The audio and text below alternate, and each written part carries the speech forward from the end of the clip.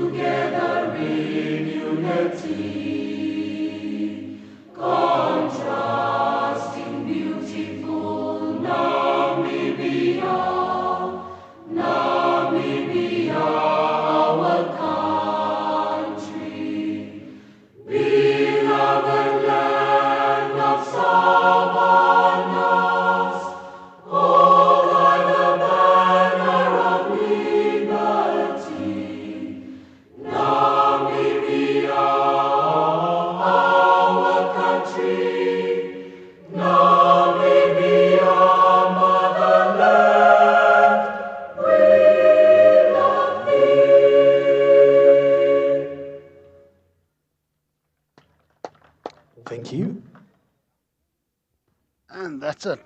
National anthem's done and dusted, and we're all ready to play.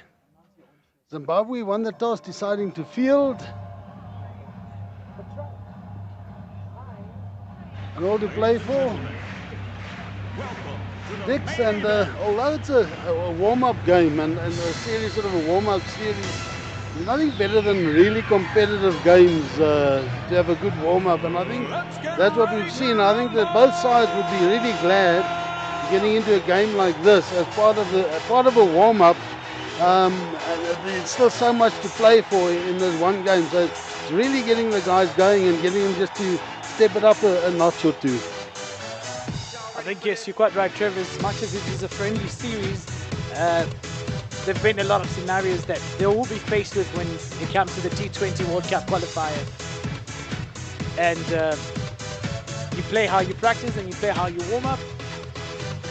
And has been a great platform for both teams to test their depth, to test their strengths, and as well as expose different combinations. And talking about combination, the combination of Nico David and Michael van Lingen is done really well for Namibia. Both of them getting runs in various matches in this series. And we've also seen on the other hand that Zimbabwe has been a little too reliant on Sikandar Raza. And on a day that Sikandar Raza doesn't fire, Zimbabwe found themselves in quite a bit of trouble. And Zimbabwe as well needs to also take their lessons and learn that the moment that Van Lingen and David or either of them settles, it spells trouble. It means a huge score for the Regional Eagles. Yeah, and I think, Namibia also, just looking at the combinations and things, these two obviously a great opening combination. But then they also have, they're batting him at number 5 this series, JP Kotze, who's also can bat up the order. I think it's good that him getting a bit of the game time. Obviously, for the qualifiers, a guy like David Visa comes back into it. And then you just see that extra batter in the side. So I think the Regional Eagles, their depth in batting has actually grown over the last 12 months. And I think they'll have a few headaches when it comes to selecting their final side, their strongest 11 to play in the qualifiers. Quite right there, Trev. However, JP Kotze not really being tested, not really getting much of an opportunity to bat in this series, but also just goes to shows you that the top order and the middle order of Namibia are quite strong, and being able to bat all their overs. So with it now, Richard Garava taking ball number 1. We're opening the bowling from the southern end, bowling to Michael van Lingen. It's been a great matchup between these two, Garava and van Lingen. Starting off with one sleep fielder, Sikandar Raza.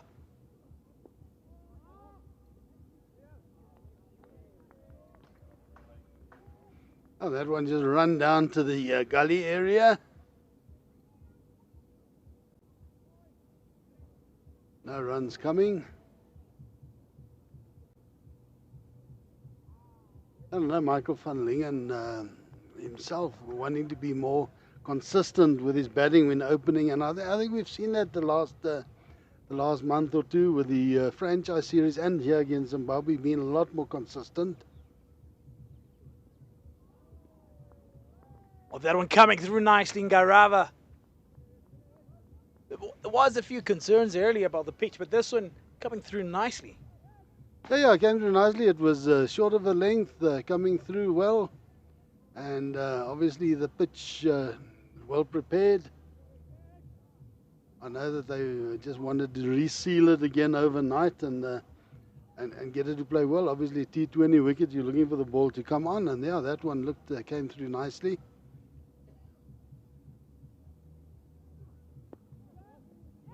And it's taken.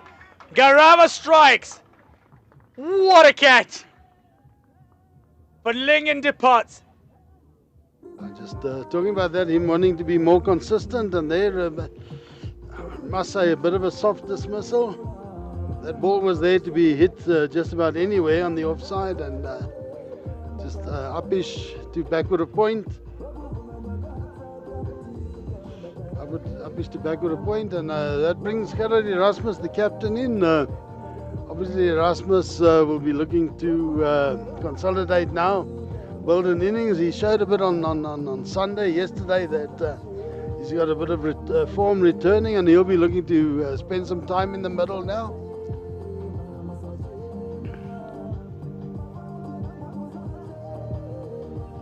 Richard Garava just pitching it up a little bit, and Van Lingen not really going across to the ball, and that one finds the outward edge and taking it point by Madevere. And Van Lingen departs without troubling the scorers.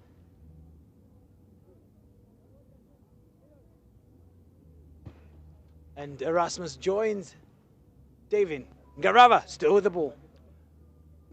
Obviously, they had to put his name down, Dix, and how he was out, and everything. A little bit of trouble for the scorers.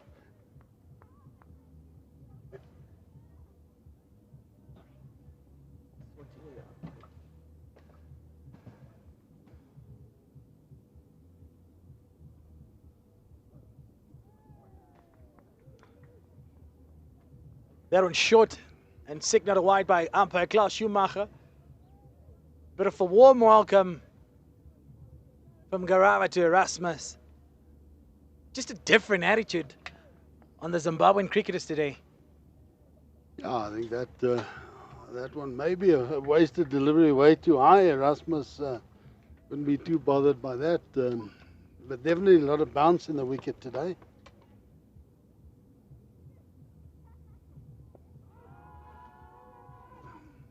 Erasmus in behind that one, plays it defensively.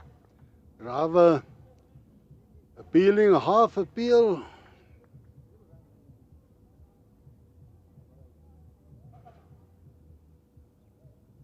Obviously the start that Zimbabwe would have been looking for, but yeah.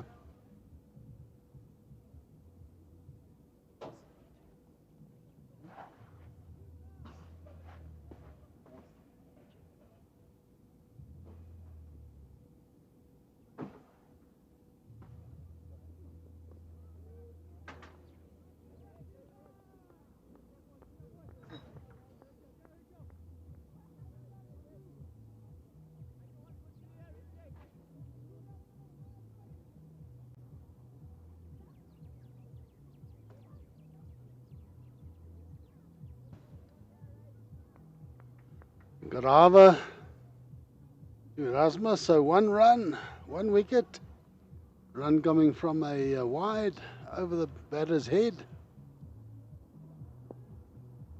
And that'll be 4 runs for Erasmus. Just over pitched and square drive.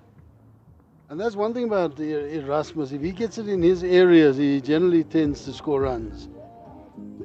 He's generally been able to capitalize and play those late shots just in front of point, and with that picks up a boundary.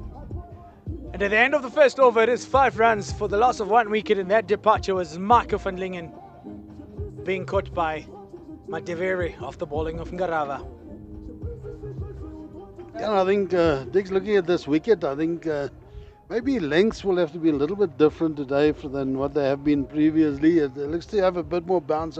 Maybe just back of a length, getting a little bit more bounce, asking some questions of the batters, getting too full like we saw that last delivery, easy pickings, and too short is going to stand up probably and can be hit. So yeah, the length's vital, I think, at this stage on this wicket, especially with a new ball.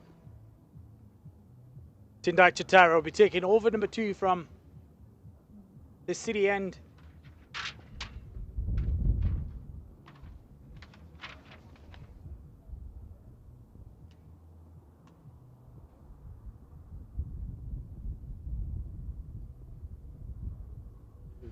Chatara, a seasoned campaigner for Zimbabwe. Zimbabwe fielding 2 of their premium bowlers in this final match. Chatara. Yeah, looking for the Yorker. David just playing it out. Yeah, Nico David, a very simple technique. Gets himself set up, balanced nicely, and looks to play his shots from there.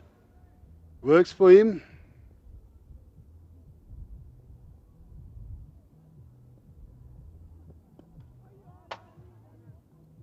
Bit fuller this time.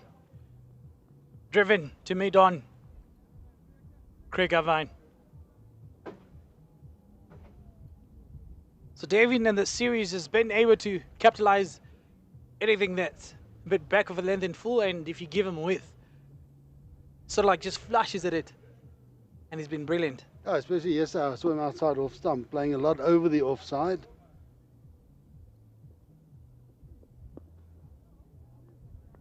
So they've got the fielder out for that now, but that was his area definitely yesterday. Looks like they've picked up on his strengths now. He enjoys a bit of width, enjoys room, and struggles a little bit if the ball is sort of like coming back into him. And if you saw in the previous franchise series, struggled to face Ben Chikongo. We saw that one just back of a length and getting up around the handle. Erasmus taking his hand off the bat quickly there. Yeah, Ben, and Ben also a little bit of pace. Would have definitely asked questions of Davin, as you said, coming back. Yeah, he likes to just sort of free his arms. And as soon as you cramp him, then almost goes into defensive mode. Oh, they take that sinker in front of Evine.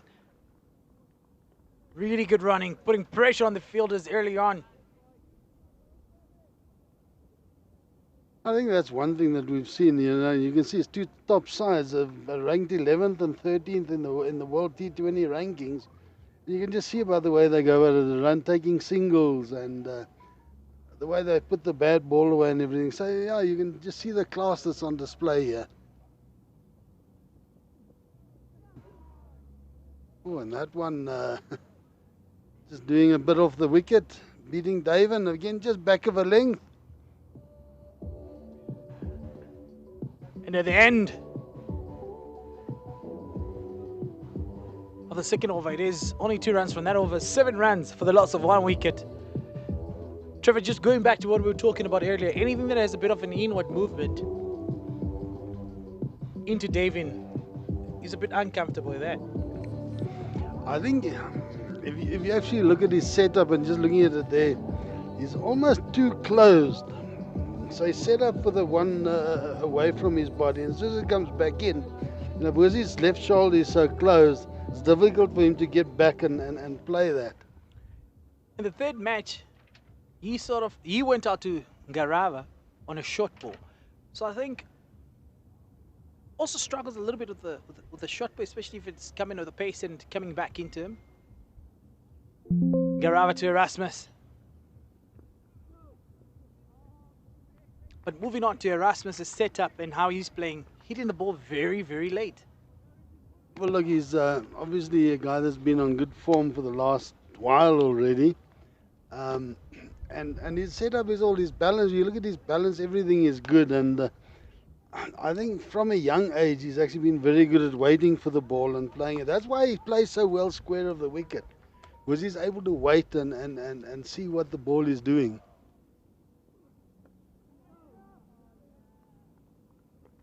Even that one where he was back on the back foot, he played it under his eyes. He didn't play it out in front of him.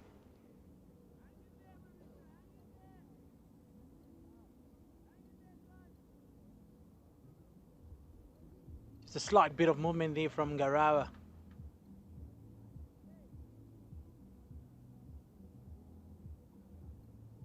So far, you think the pitch has been true? Yeah, I think so.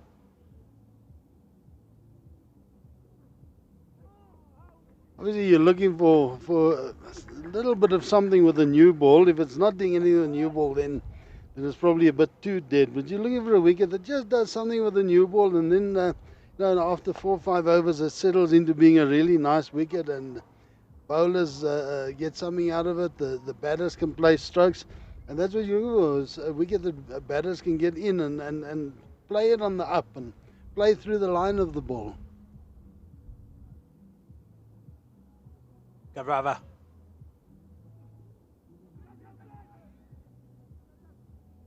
Garava getting that one shot.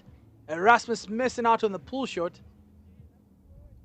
But that ball not really carrying backward to Sikandaraza or Madeveri.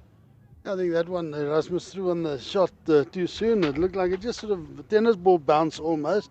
Not getting through as quick as what he would have expected. Maybe a slower ball bouncer. The first one that he bowled to Erasmus was an effort ball. That one maybe just a little bit slower.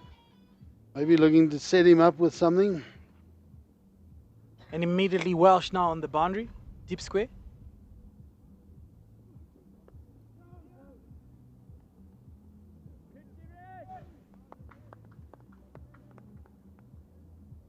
Been a brilliant over so far from Garava.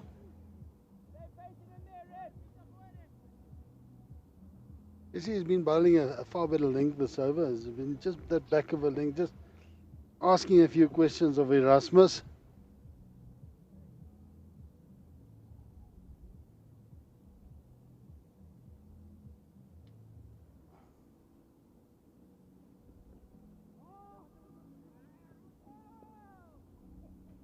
Raza there doing the fielding. It wasn't Raza. Keeper. Clever Ande. A brilliant over from Richard and Garava. No runs coming off of it. Maiden over.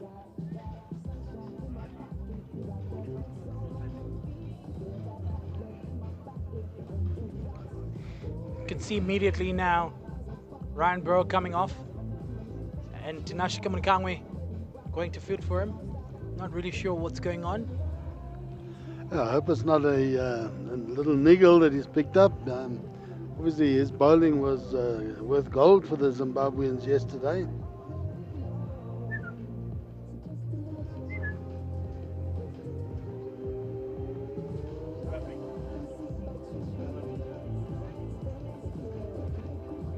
Information coming through.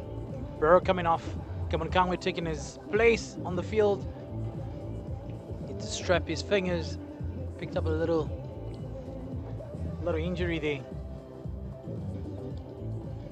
As you can see, bowling change. Ainsley Ndlovu. He's taking the vid over from fourth over actually. Thanks, testing your knowledge. Ainsley Ndlovu, there's the young girl that plays for the Zimbabwean women's side. Also Ndlovu. Are they family at all? Do you know? I think the young lady you're talking about is, if I'm correct, Kelsey Ndlovu. He's a really good player.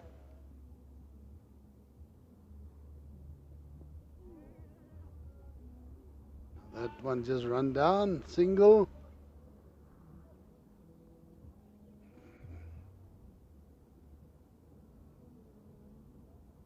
I would have thought with the situation in the game now, with a low total that Namibia have, he maybe would have wanted to bowl with a slip. But David doing what he does best, going over the top, and Irvine does not stand a chance with that one. David free in his hands. And getting over the infield.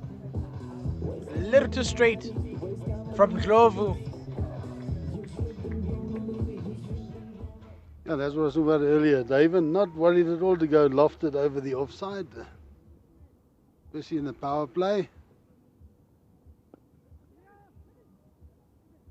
I think that's what also makes him so dangerous, is because he plays it lofted, and he plays basically this whole sort of backward of point to extra cover area lofted.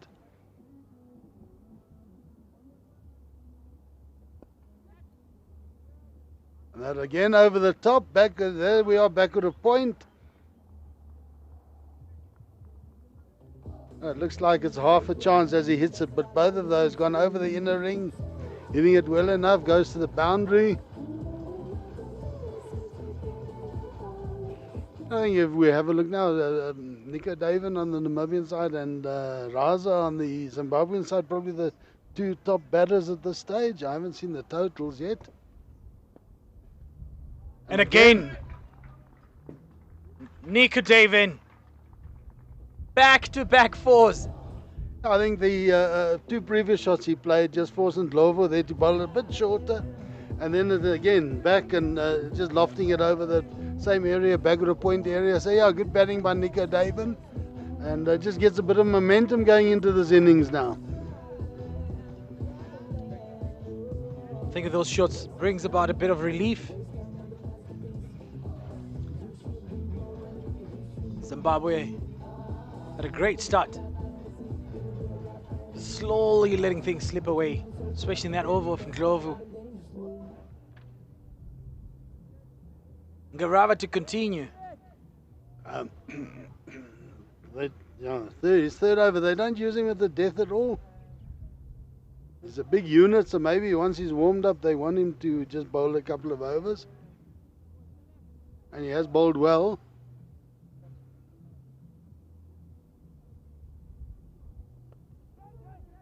That's up. Coming to Kangwe and 8. And he takes it. What a catch from Tinashe Kangwe. Yeah, that was a great catch. Give me his eyes on it, just moving back the whole time. In the end, just a little bit of a fall backwards, taking it high above his head. And yeah, Erasmus perishes for the cause.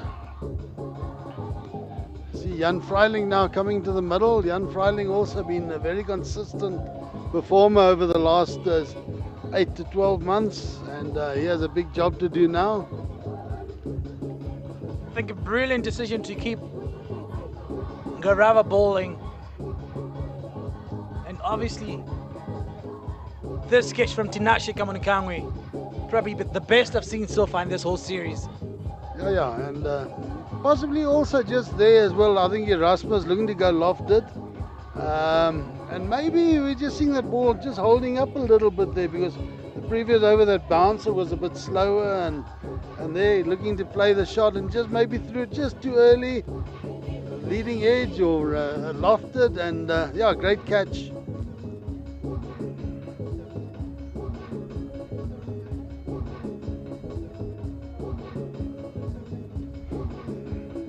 And obviously part of the tactics there, the two straight fielders, long on, long off, right back on the circle.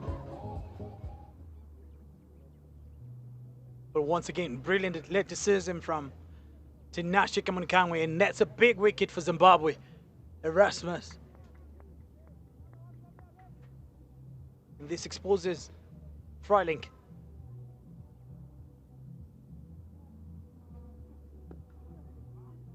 Hula this time around, straight back at him.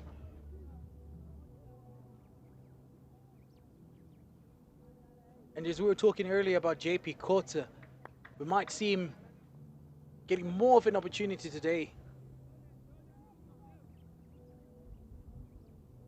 Oh, the other day he got a bit of opportunity, got a few runs, 30 odd.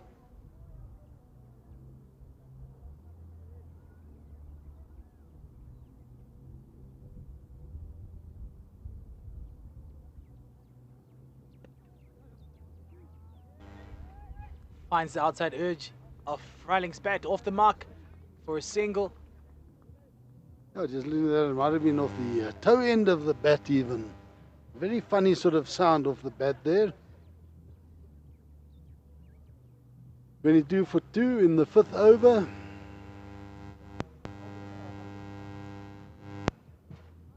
The man you pictures Chatara bowling the second over, taking a bit of a rest and doing the fielding on the previous ball.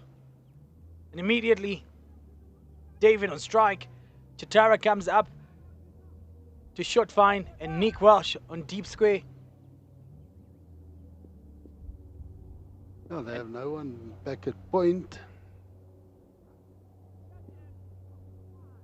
Bowling Fuller. Oh, yeah. Some mind games going on here. And Garava knows that the last time they got David out was off a shot ball, and he pulled it up Now they've put Welsh here on the boundary.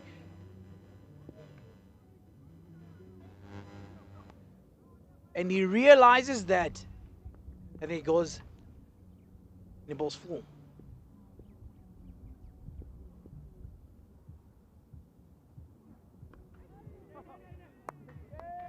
David in behind that one.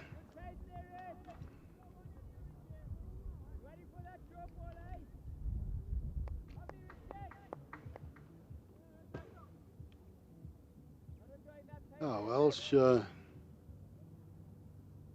back here, even saying to Grava, we're ready for that short ball. Also playing into the batter's mind there.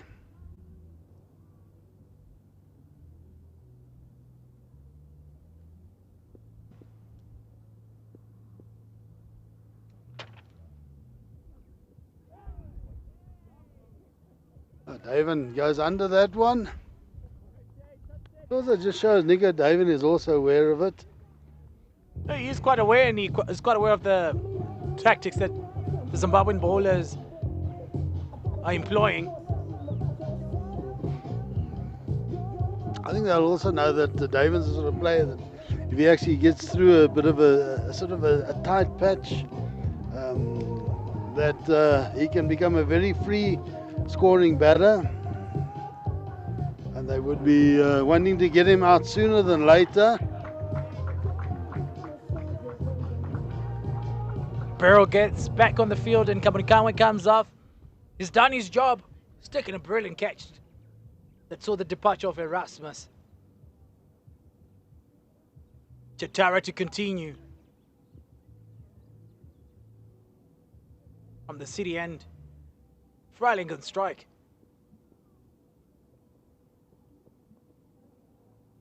Oh, well played there by Freiling, running it down to a gully type area.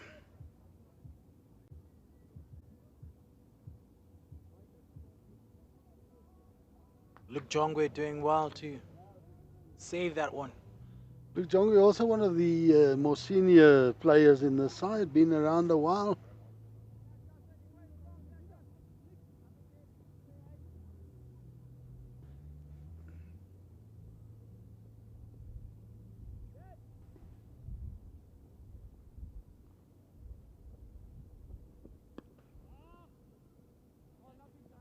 David looking to work that one again on the onside, on the offside.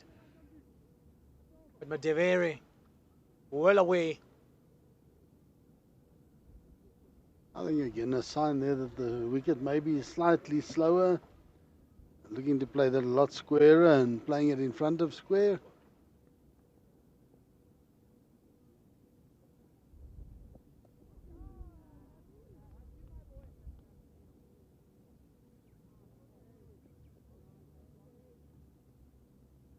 David just see practicing playing it straight, but definitely his wrists came through on that one, playing it down backward of square.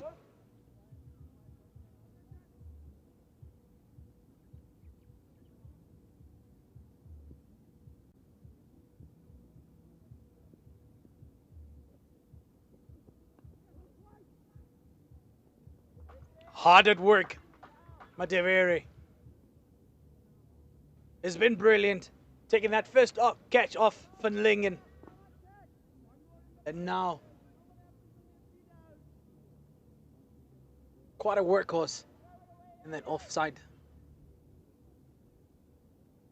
field area. Yeah, quick across the ground, low center of gravity, good balance.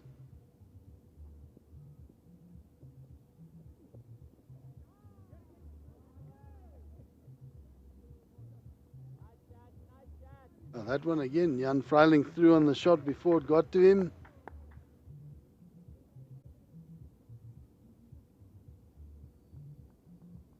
I think. Hey, nah. Oh, you're allowed to rub. Probably got some of those in your playing career, quite a few of those.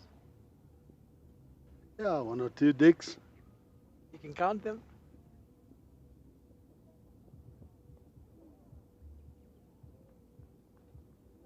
And Freiling in behind that, just angling the bat, playing it down to the gully area, single. There's one thing about Jan Freiling. He used a lot of that just angling the bat early on in his innings. Looking to take a single, just rotating the strike. I think that's been maybe one of the big differences between his game now and what it was like 18 months ago, where he could get a little bit bogged down. But he's found a way of now just keeping the scoreboard going. It has made him a really effective player, especially in the Namibian top order, where they're sort of now using left-hand, right-hand combinations to good effect. And Jan coming in at 4, obviously Michael van Lingen goes early, and Jan soon after this, they continue with that left-hand, right-hand combination. JP Kotz also left-hander coming in next probably.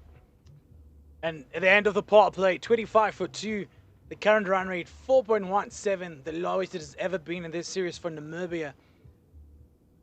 Losing those 2 wickets, 2 early wickets, Erasmus and van Lingen. Freiling currently on 3 of 6 and David 15 of 14. Sikandar Raza in the attack from the southern end. Bit of a lowy there. Yeah, and also very slow again. So Freiling again through on that shot long before the ball got to him. There's also, you know, sort of early in the season. Well, it's November, but it's quite early in our season. And wickets do tend to be slower in the first bit of the season.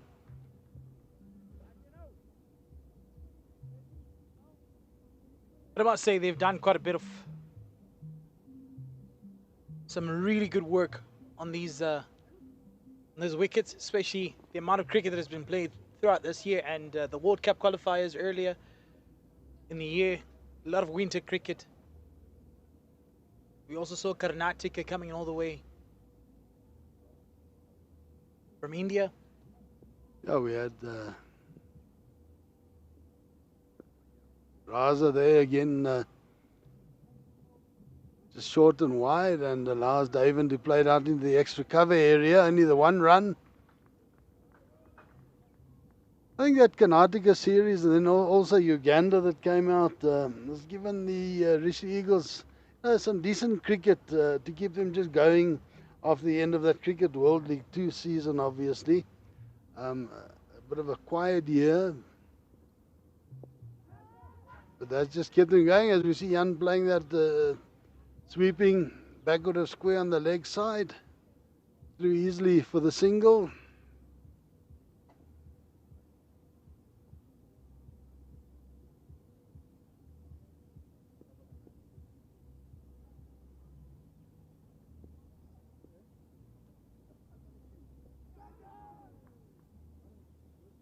Brilliant glove work from Madande. David looking to power that one to the gutters. Oh, David luckily has quite good balance when he's batting. Didn't overbalance there.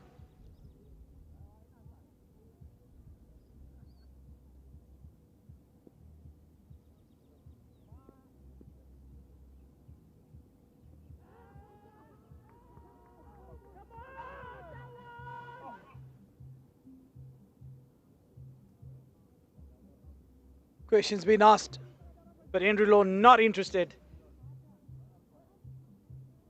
Hopefully we can see a replay.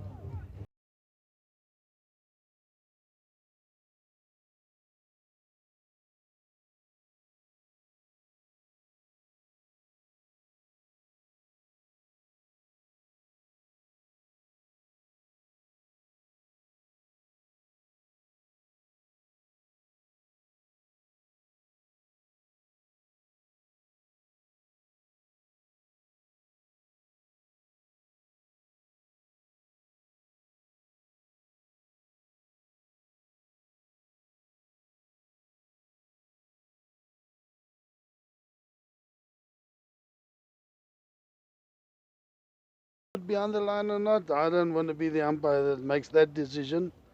Even as a third umpire looking at it on TV, I wouldn't want to make that. But yeah, obviously there the benefit has to go to the batter. It's that close and you can't see. But a good bit of glove work.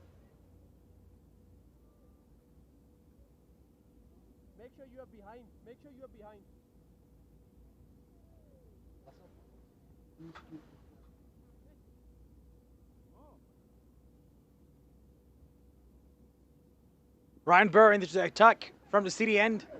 Ryan ball to Freilink. Oh, balls. And this one goes all the way.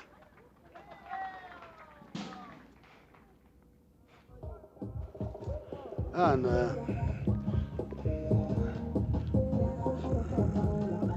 Dixon Vambi showing his fielding skills, rushed off to that one. We're going to go and grab the ball. So my one-handed catch.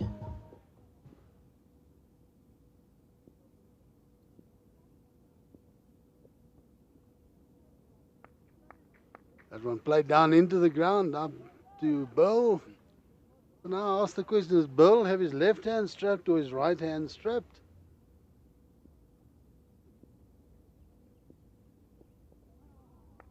Obviously he went off for strapping, we were told, but let's have a look and see if we can pick it up there. Has he got the plasters on his left hand or on his right hand?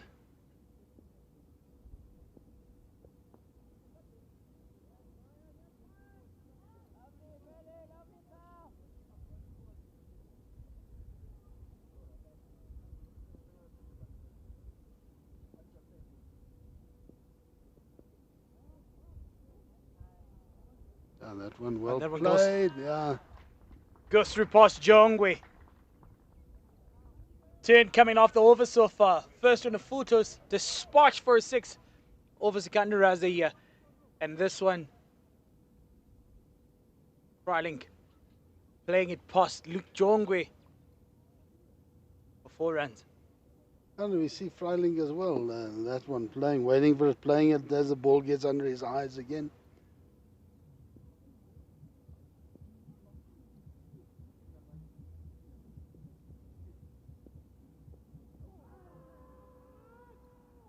Someone somewhere is appealing, but that one was missing leg stump.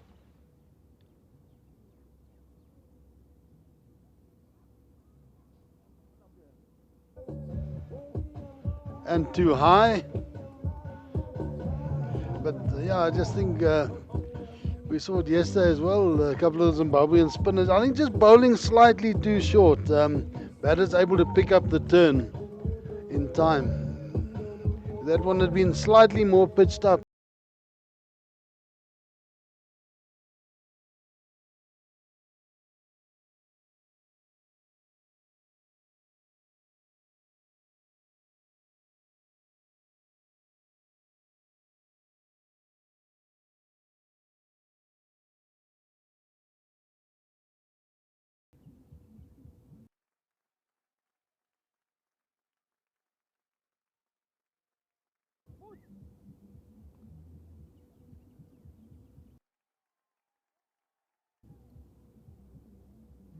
Sikandar Raza to continue from the southern end. 38 for 2.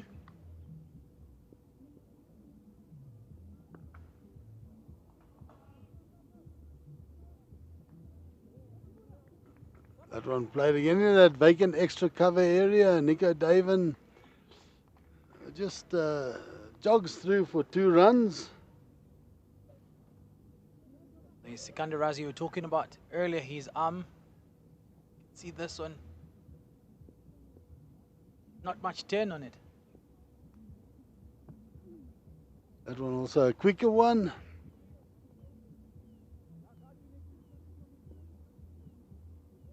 Yeah, Leslie's got very, very different grips, which he's trying to hide away. Maybe it's also just sort of playing in the batsman's mind, hiding the ball away. What's he going to be doing? Quite often bowlers do things like that just to get into the batter's head.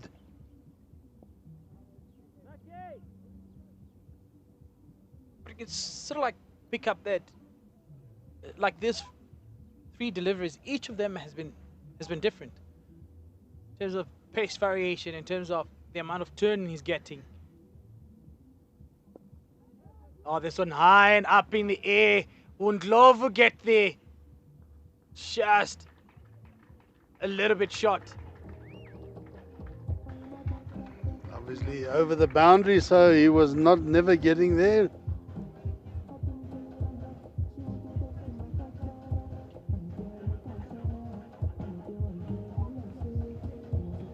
So Jan Freiling, last 2 overs, just helping that score rate along.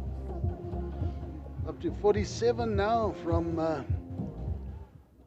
into the 9th over.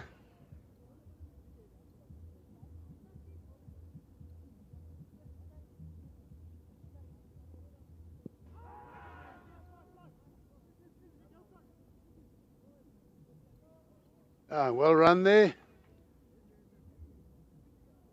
Raza bowling around the wicket, so if that one was the straighter one, it was probably always going to be angling, angling down leg side. We could see all 3 of the stumps there.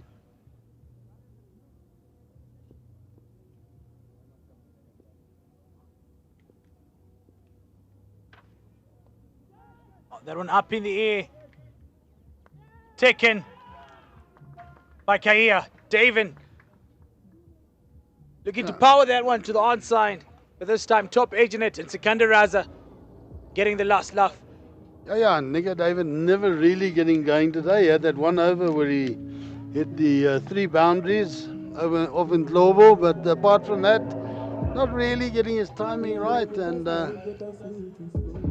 maybe deciding it's now time to go, see what he can do. But yeah, 3 wickets down, and JJ Smith coming in ahead of JB Kotze again today. JJ Smith, also a guy who likes a little bit of time in the middle, and if he can be there towards the end, can be really destructive. So I think maybe a good idea getting JJ in as early as possible.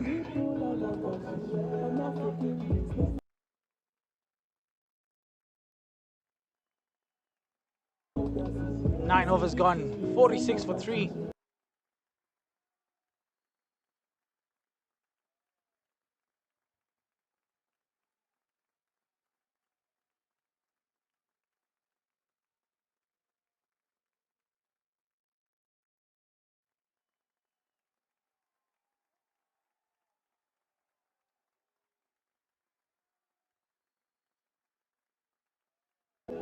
And the demise of David brings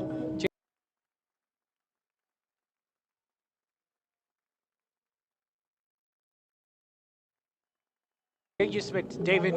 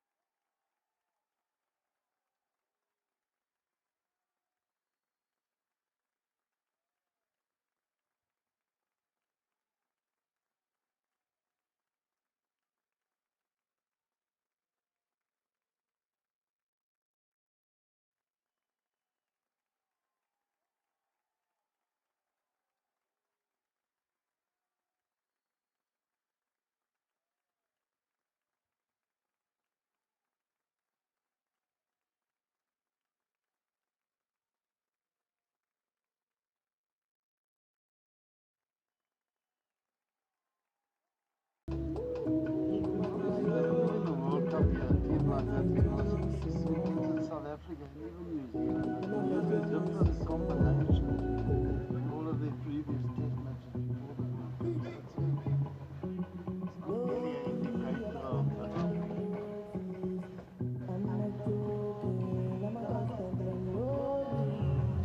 some of those guys put Oxen Chair in their team. Now, if you just take on the World Cup, he's definitely the best front rower. We back. 46 for 3. 9 overs gone. Ryan Burl to continue. Oh, there's a big shot and the finger goes up. Getting it right this time, Ryan Burl.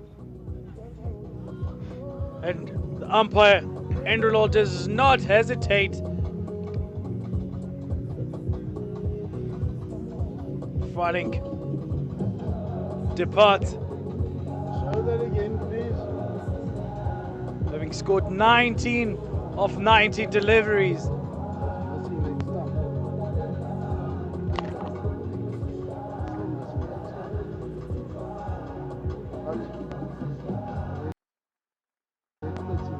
see next time.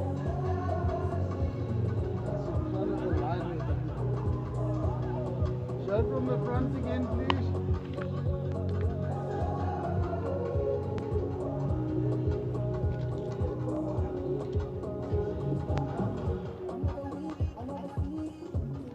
This brings in Zane Green.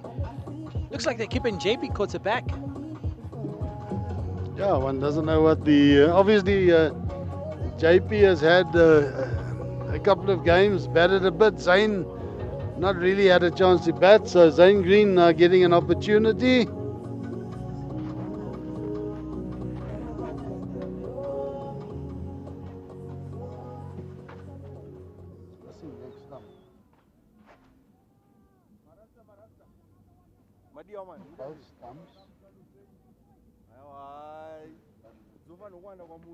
Burl.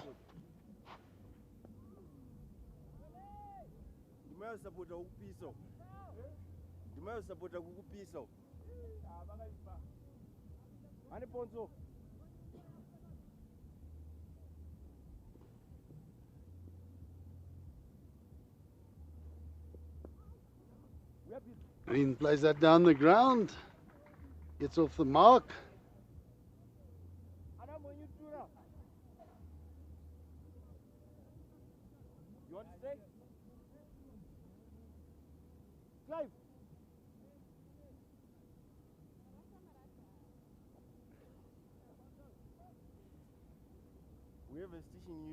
Oh, so Zimbabwe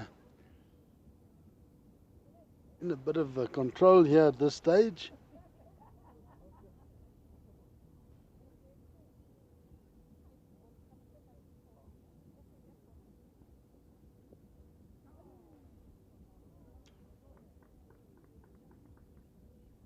I think they find themselves in a much better position as compared to the rest of the series. A good toss to win, a good call to bowl first, but however, JJ Smith dispatches that. Yeah, I think for 4 runs. The previous ball that JJ played and missed it, I think he was just looking to run it fine. That's obviously a shot that's worth a lot of runs on this field with the outfield being so quick. That one just too short again, and JJ helping it around the corner.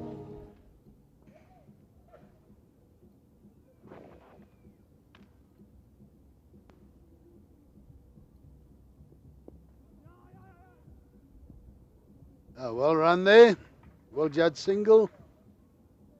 And there's one thing also I've noticed about the Zimbabwean fielders. They don't just shy wildly. If they see that the runner's not on, then they keep the ball in hand, not giving opportunity of overthrows.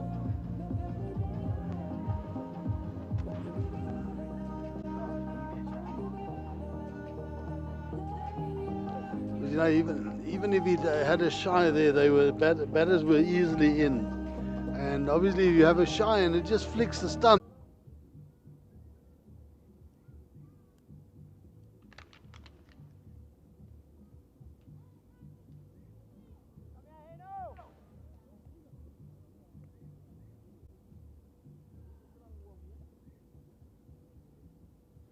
Ends in lawful to continue.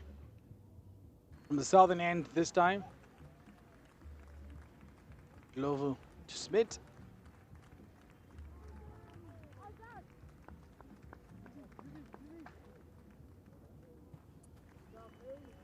Really good glove work, but JJ didn't move at all. No, JJ not. JJ is also one of those guys, very balanced, just doesn't move much in the crease. Gets in line and plays his shots. Pushes that on out to extra cover, no run.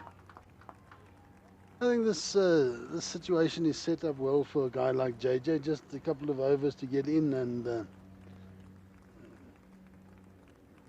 then after that, just gives him a chance to get going. I saw in the first game he hit over 2 runs to the strike rate of over 200. He wasn't there long, but had a big impact towards the end of that innings.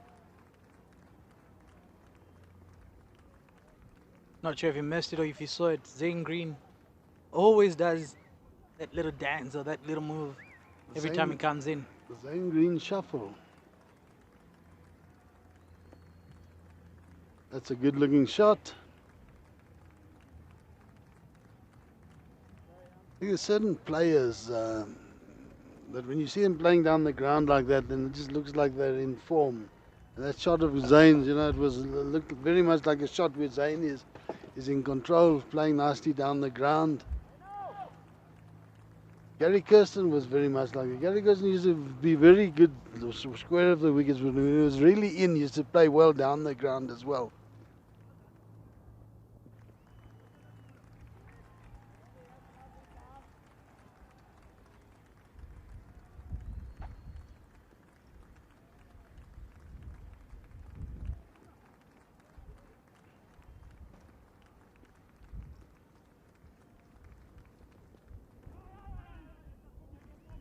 See that again, how fine that's played, and it's an easy two runs. And that's part of Zane Green's game, which is also we've seen coming through quite well recently, is the angles he plays around the wickets.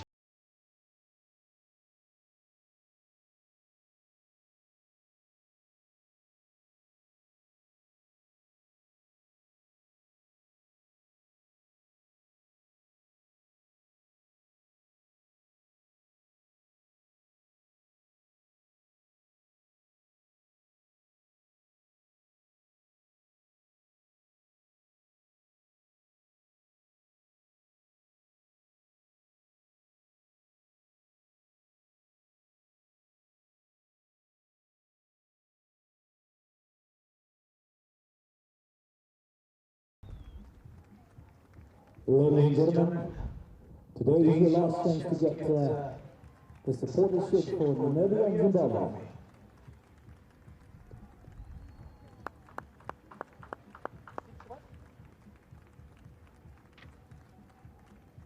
Zimbabwe supportership going for $580 million.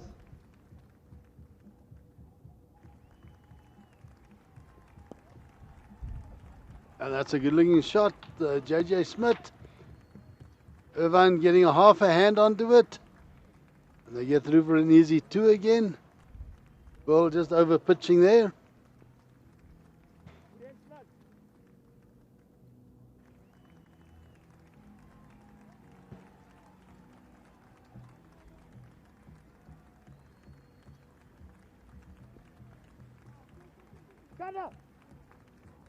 Oh, well run there. Zane Green calling him through.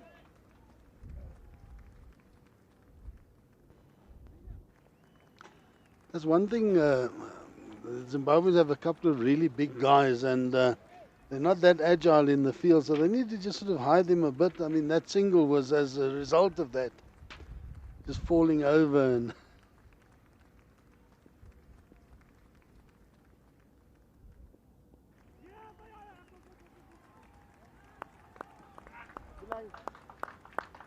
big guys, you say, Trevor. That's a really good effort there from Chatara. Oh, no, that was a great effort. But they are big units. broad shoulders. Ryan Burrow.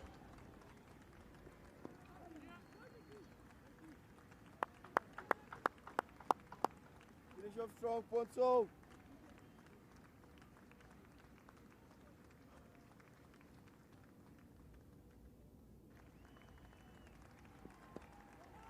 Good shot there from JJ Smith down to long off.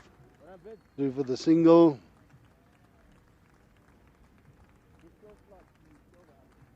Graves are doing the fielding down there. 5 runs coming off of that over to make it 62 for 4. 8 overs remaining. And that run rate for the past 3 overs, Namibia has just managed to maintain it at over 5 runs and over. And like you said earlier, I think a great opportunity for someone like JJ to come in and get some time to get going. Well, look, JJ is a guy that can go the 20s to the over once he gets going. So he just needs, I think always, he likes to have a little bit of time in the middle. And he just seems to read the situation so well from there. He reads the field, he reads the bowler. And he can hit difficult sort of areas. He's difficult to bowl to when he gets going.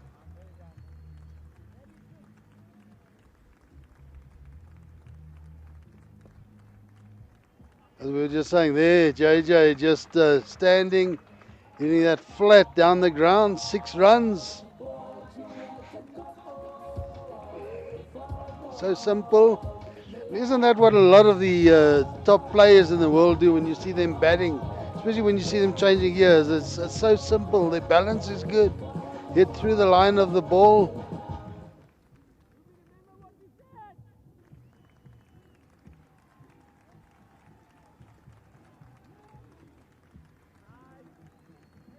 That one just looped a bit, just back of a length, and JJ getting the outside edge onto it.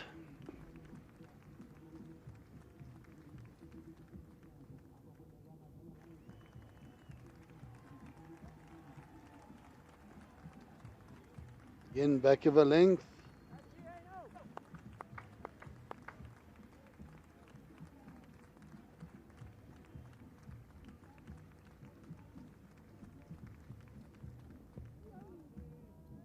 That one pushed through also just backward of a length, and yeah, good over after that 6. Come back well. Ndlovu.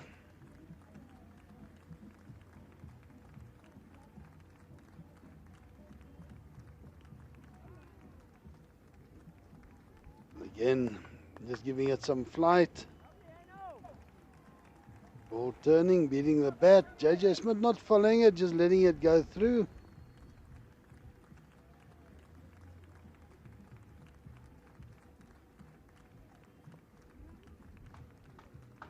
So a good comeback from Ndlovu after going for a 6 of the first delivery, 5 dot balls. 68 for 4 of 13 overs now.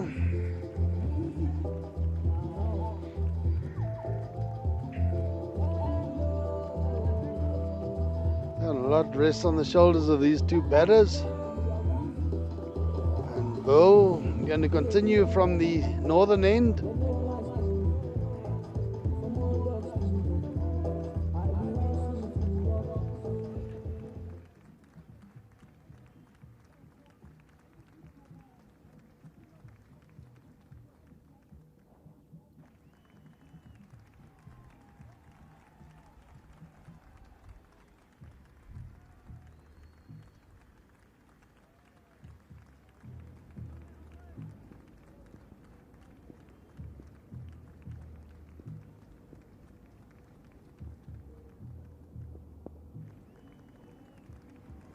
Swept backward of square, and it goes straight through.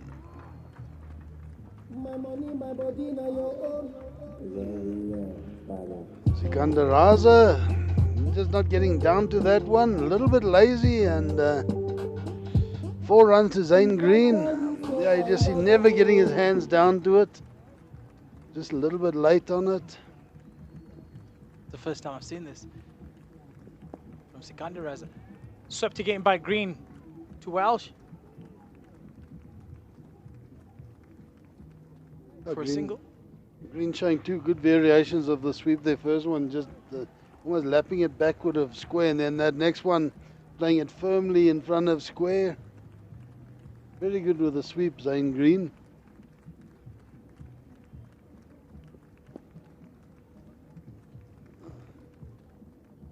You know, with the boundary of the first delivery, it just takes a little bit of pressure of the batter. Now they take run a ball and they're up to 9 of the over.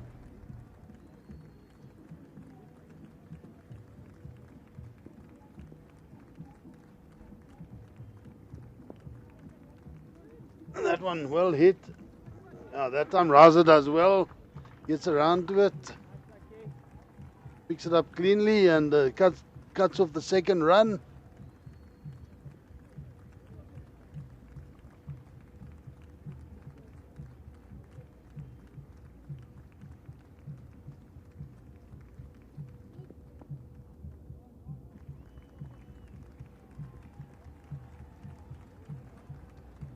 And there you see JJ Smith just playing at leg side, but against the turn, but easily for the single.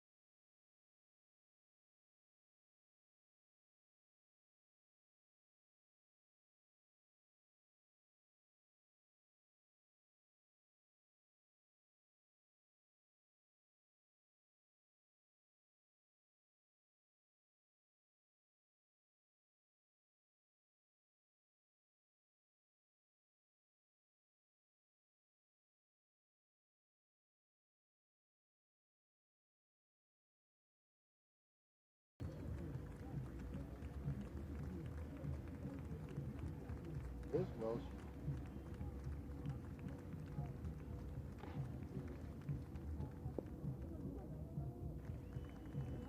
And that's well played. No, they're not going to take two. It looked for a moment if they would go turn for the second, but three fielders converging on it. Decide against the second.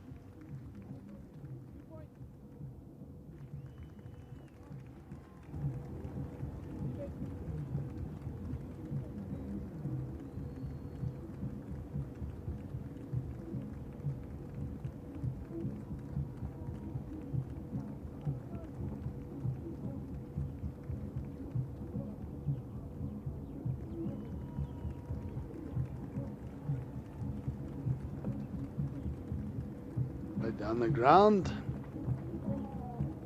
It's the single.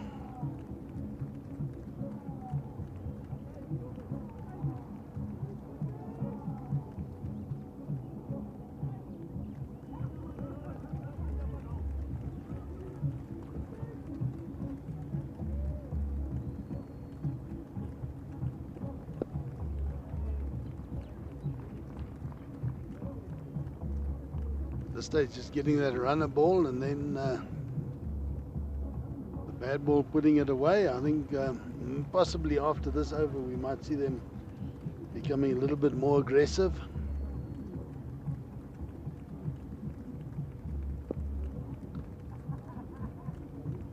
Zane Green again, that sweep down to backward of square. Just the single.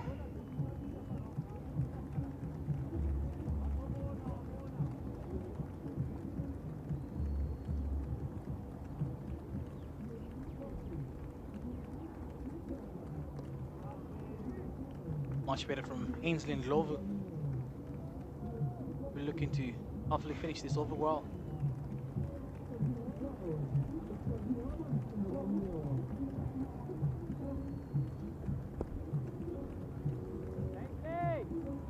Then again, JJ just works it to the onside for a single.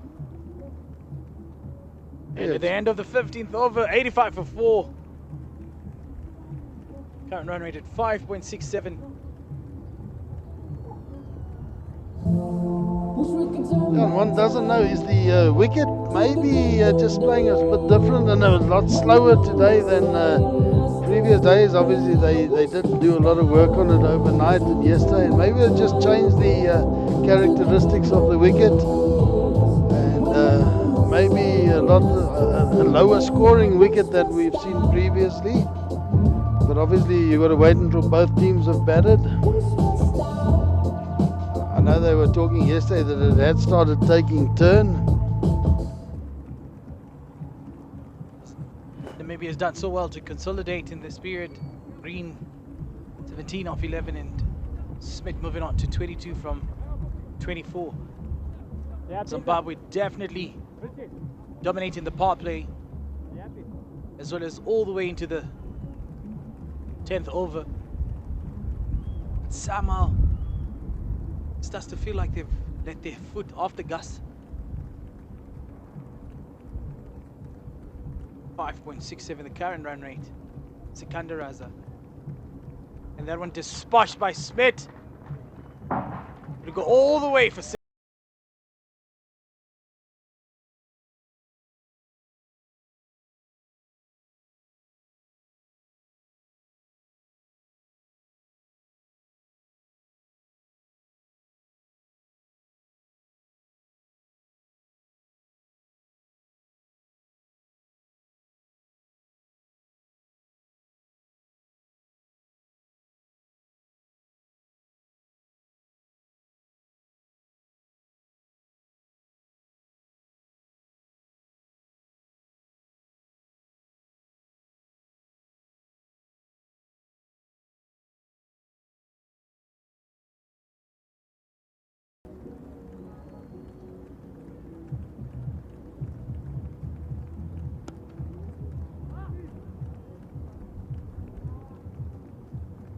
Down to long on, just the single.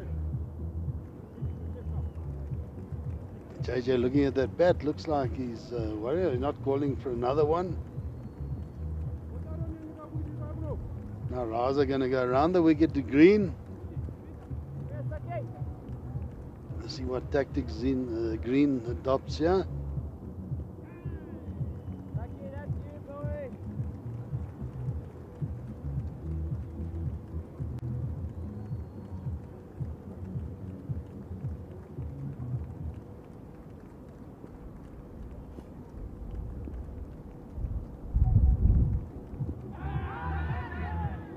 And that figure goes up. Sikandaraza sends Zane Green packing. Yeah, bowls the quicker one there.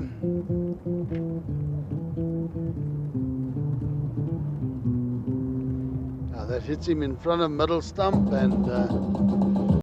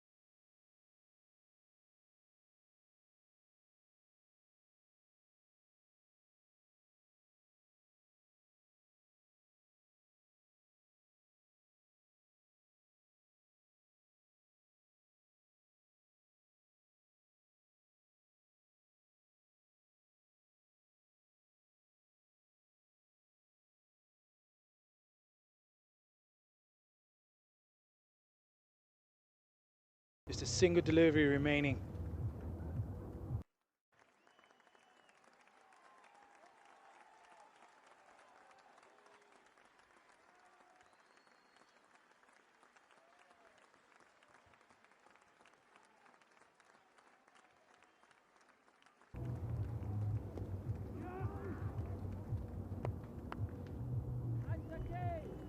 think that was good. Just play him out, those two balls, and let JJ have strike at the other end. So 7 of that over. 16 overs gone. Yeah, so I think definitely it's time now for JJ Smith to show his hand. I think we saw that with the previous over, that 6 that he hit. Obviously Zane Green looking to play the reverse sweep, obviously also looking at the boundary down at the backward of point area, missing it and getting out LBW.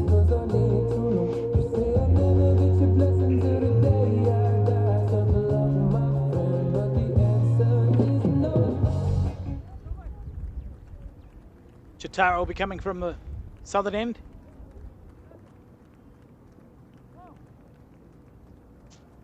Balling his third. It would be nice to have a spinner for another over or two.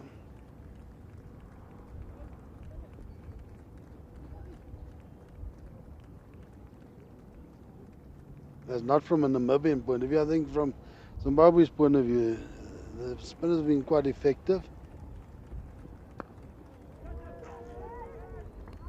And it's taken by Sikandaraza. JJ Smith.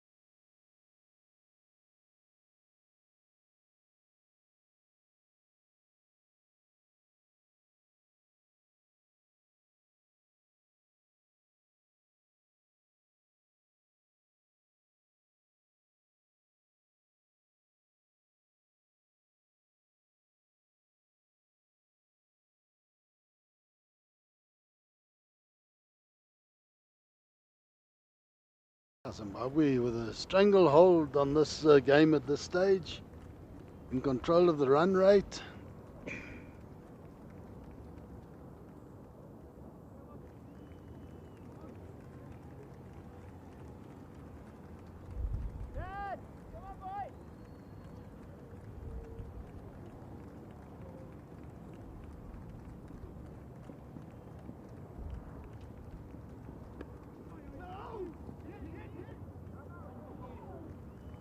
Irvine missing out on that one. Yannick looking to run and being sent back by Kotze. I think that was would have been a bit of a suicidal run. Irvine definitely onto that quickly. Yeah, the thing is, Nicole was sort of with his momentum going down the wicket already as he played the shot.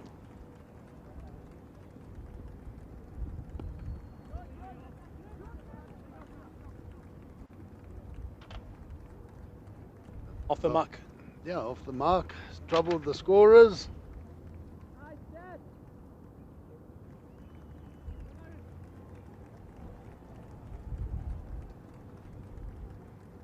Now JP Kotze.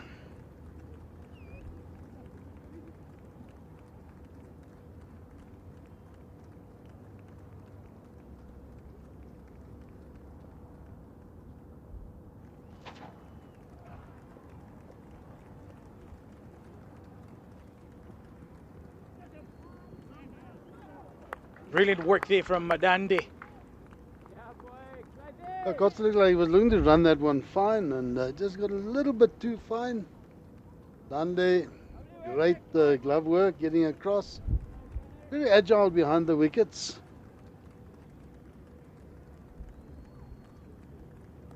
It's been brilliant to see these two keepers of Zimbabwe. Quite different technically, but both exciting to watch. Madande and Mayao made his debut yesterday. The other thing is that where they are very lucky is that they've got Dave Houghton who can guide them. Dave Houghton, obviously many years did the glove work for.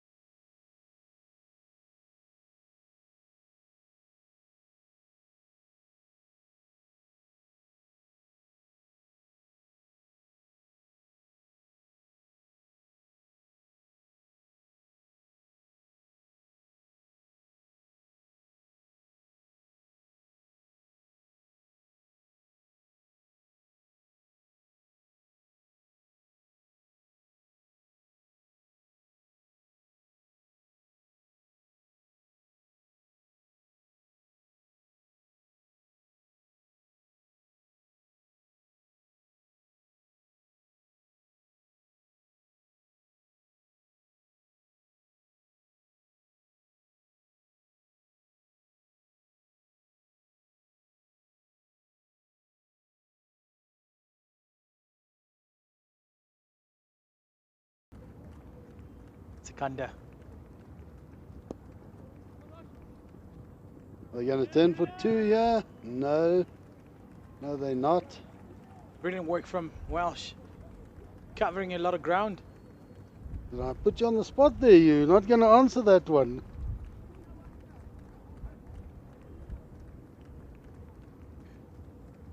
You're not the sport here, Trev. Been getting quite a bit of flack on Twitter.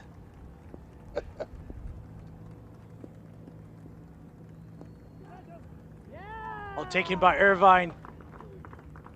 Yeah, and things just not going well for Rissa Eagles at this stage. I think too many softish dismissals. Obviously they're under pressure and need to play shots. But yeah.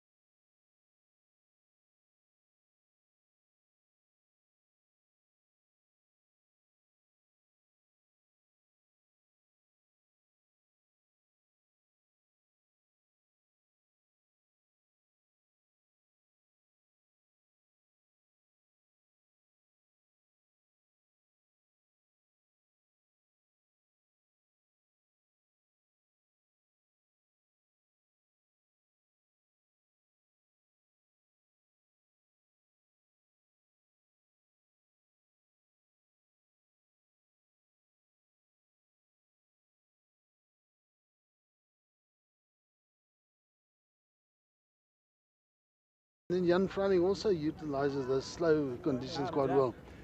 Have a look at it, reassess and say, okay, where do we want to get? 120? Is 120 on from here? I don't know.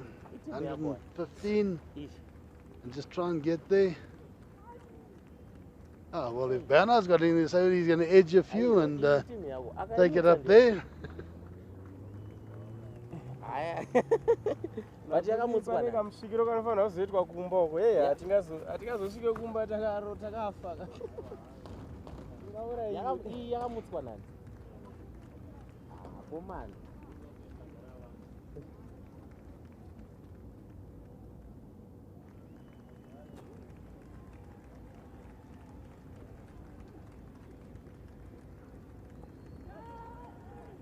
That one's going to fall safe. Oh no, Bernard's definitely riding his luck. First one edged for 4, the second one splitting the middle of the triangle. I don't know what you call that in trigonometry terms, but definitely lucky. And that's 100 up for Namibia. 100 coming off 17.4 overs. Sekanda. This one up in the air straight. That's high up in the air and well taken. JB Gotsa, I don't think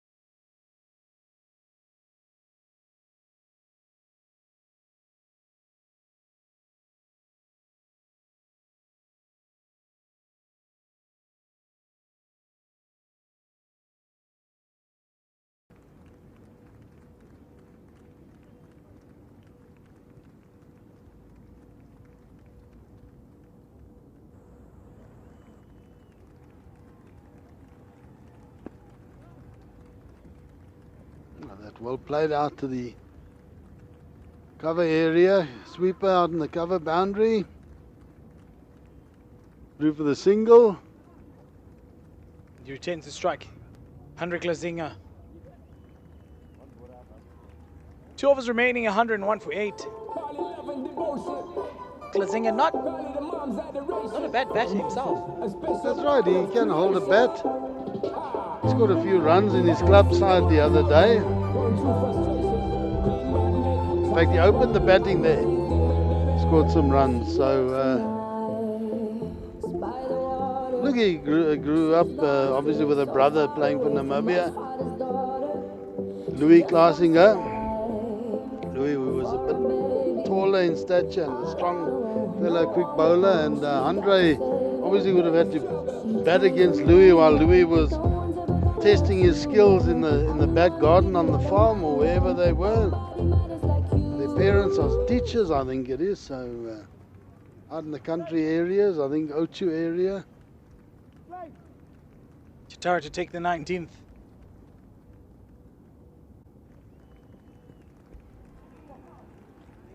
Oh, and that chopped onto his wickets. That's just all going wrong at this stage for the Namibians. And you have days like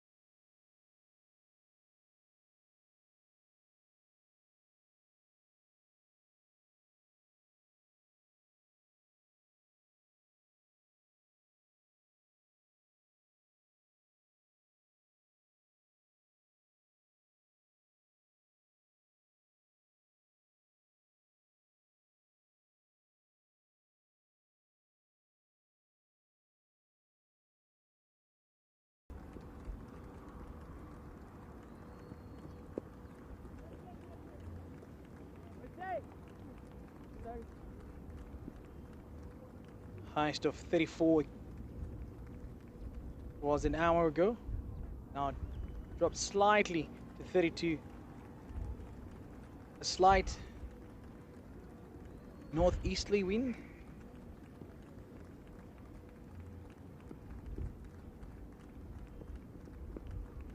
Oh, 34 is actually quite high for the Zimbabweans. They wouldn't know temperatures like that apart from in the low veld and probably up Zambezi Valley, those areas. Yeah, comparing to the weather in Harare, it's mostly cloudy at 23. You could see the first match struggle to adjust a little bit, just a little bit.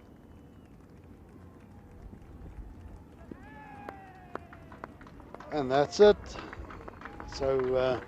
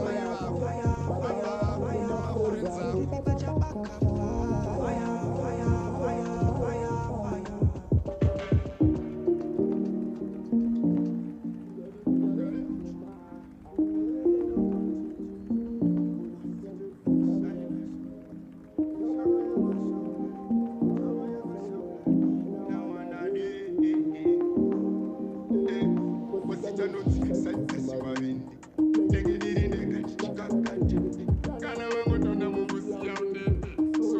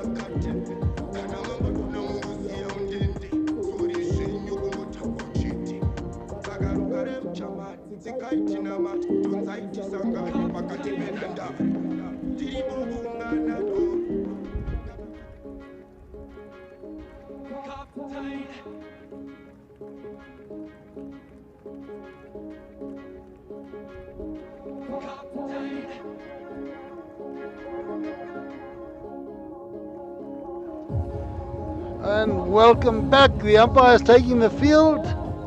Zimbabwe about to start their innings. 102 required of 20 overs. Zimbabwe doing a really great job in the field, restricting Namibia to 101 all out. And it should be an easy task for the Zimbabwean batters, but one knows with cricket that anything can happen. Obviously the Namibian bowlers will be trying their utmost to throw a spanner in the works, but yes, Zimbabwe have done half of the job already. A really great performance in the field. First up, bowlers came to the party, the two seamers going at only 2 to the over. And yeah, it's up to the batters now to do their thing. Obviously the decider today, 2 all in the series. Today is the decider. Zimbabwe came out firing, elected to field first, and did a good job of it. Did what Captain Craig Irvine asked of them. And now it's up to the batters, Welsh and Innocent Kaya, to set about the Namibian bowling.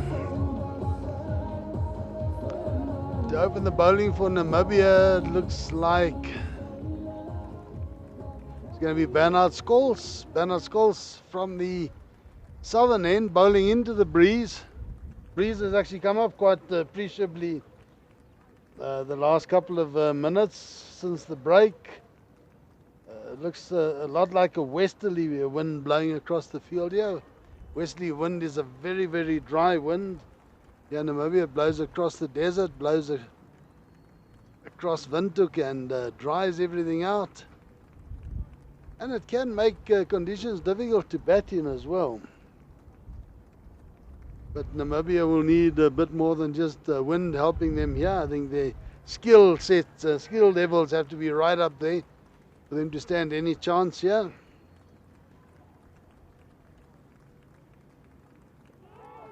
Oh, and that one looks like maybe it turned a little bit.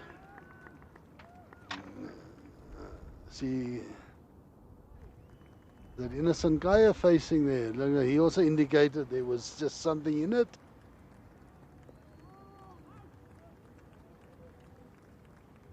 Oh, Bernard Scholes dropping onto that little ticky.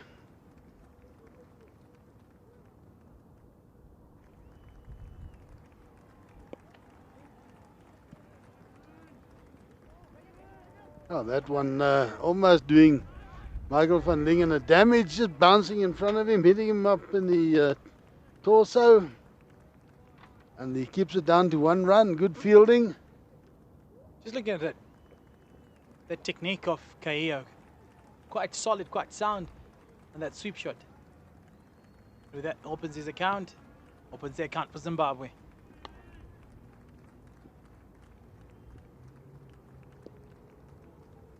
Yeah, and Welsh starts off with a reverse sweep.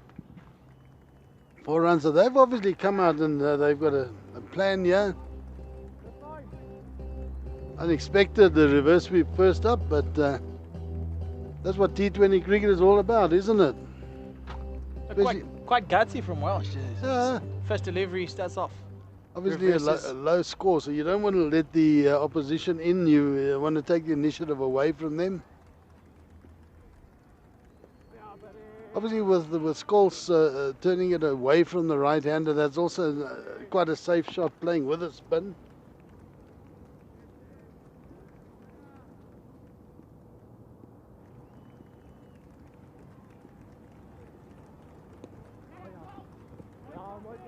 You see again there that just back of a length, again being very effective here.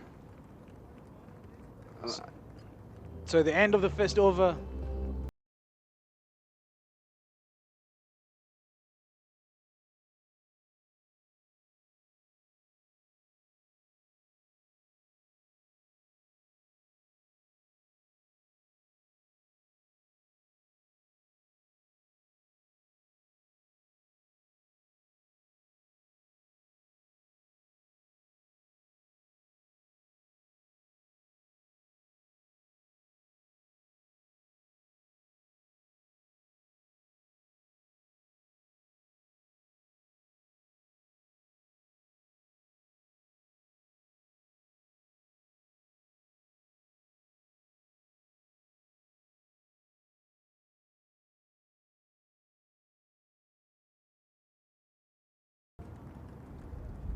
Beat the bat once or twice. Also some really good shots.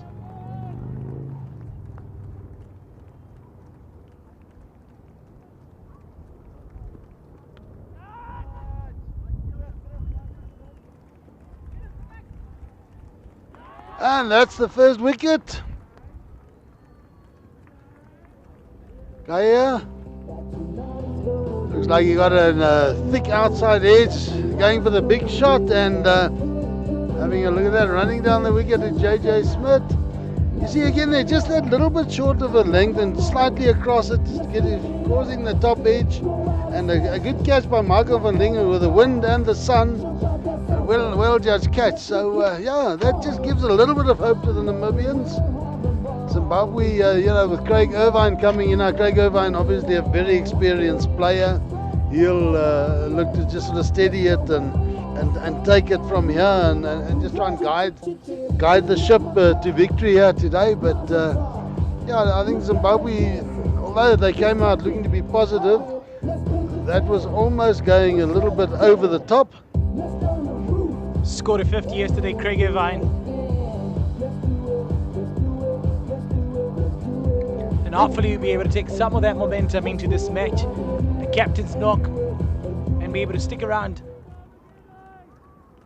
And I thought what was good about that 50 years, you know, he didn't look like a guy that was really on top form, but he gutsed it out. He stuck there till the end, gutsed it out, made the runs, and gave his side a bit of a chance. Obviously they lost Raza quite early, so that put added pressure onto him.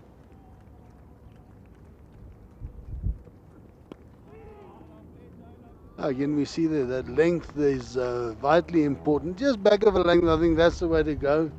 Just seems to be doing something there, just holding back a little bit, holding up in the wicket.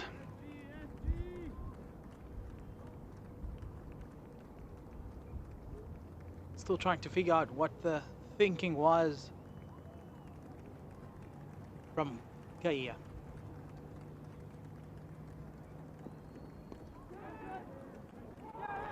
Oh, and there again we see that leading edge, it looks like. And there's definitely something here in this wicket, Dix. Just have a look at that. Is that a leading edge? Yeah, just again. It's just holding up a little bit, and we've seen that how many times now already this afternoon. Just the leading edge, the wicket, and it's definitely one of those wickets you've got to either be playing straight or getting back and waiting for the ball and then playing the square shots. Zimbabwe find themselves in troubled waters early on. Yeah, now with Sikandar Raza. Wesley Mateveri going in at 4. Yeah, so a little bit of a change there. Obviously with the situation of the game, Sikandar Raza going to be held back a little bit. I think Raza is the sort of guy who likes to come in and start playing from the get-go, and the situation not really right for that at this stage. So the But how long do you hold him back as well? He's your top player. I always feel your top player should be able to or should be given a majority of the overs to bat. Yeah, very difficult now. 2 wickets down, 5 for 2, and all of a sudden we've got a game of cricket on here. A little bit of pressure transferred back onto Zimbabwe, but I would still put them as favourites to win this game.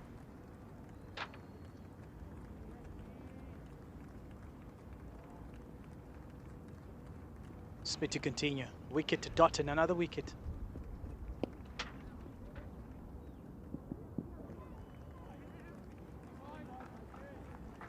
Brilliant running between Madevere and Welsh.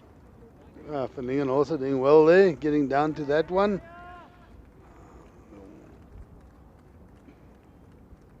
Three for the 2, so it's 3 down, and now 7 for 2.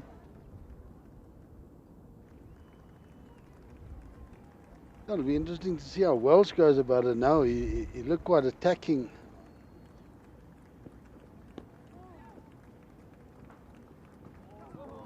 Ooh, and that one was very close. That one was very close. We saw Welsh there having to dive.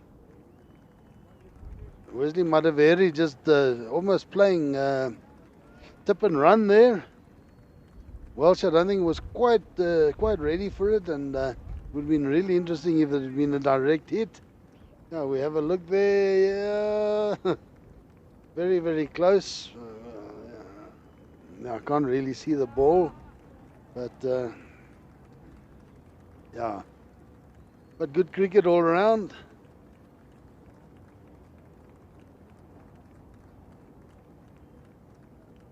Smith.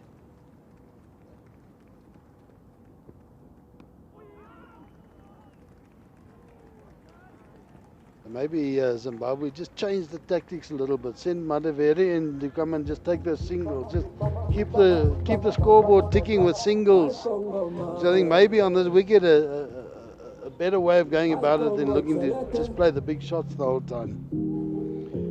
At the end of the second over, brilliant over from JJ Smith, 8 for 2. Pick it up. The wicket on the first ball. Innocent Kaia and Craig Irvine.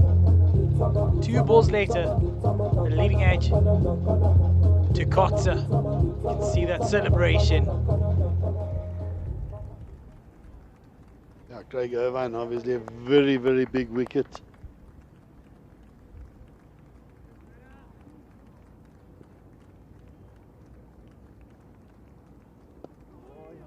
Interesting that Scholes is being given another over here. But he was actually quite effective his first over. That was a really good shot that Welsh played, reverse sweep for the 4 runs. Apart from that, a really good over. See how Welsh goes about it now.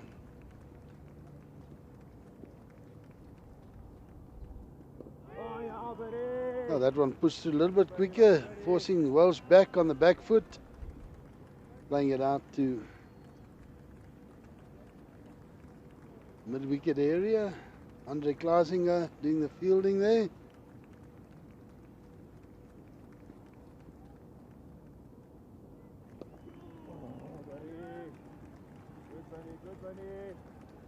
Waiting for it. We're watching it all the way, Welsh. As long as they keep the scoreboard ticking, like you said, Trevor, I think this is why Madevere.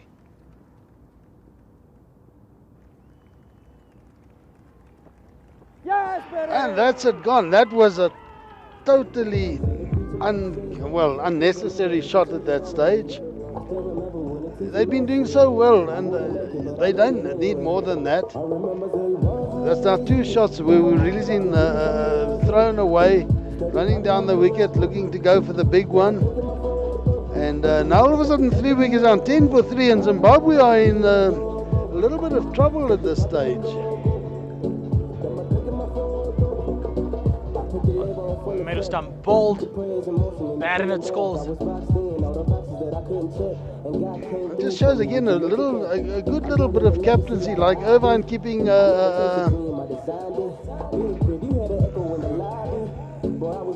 Ngarava is keeping Ngarava on for his 3 overs in the power play and getting those wickets in that fifth over of the power play.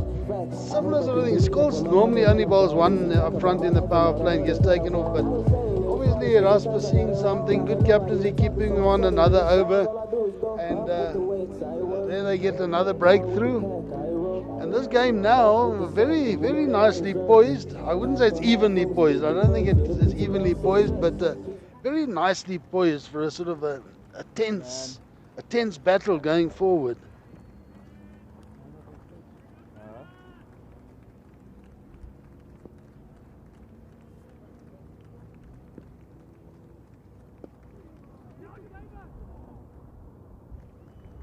Raza plays it out to long off, gets off the mark.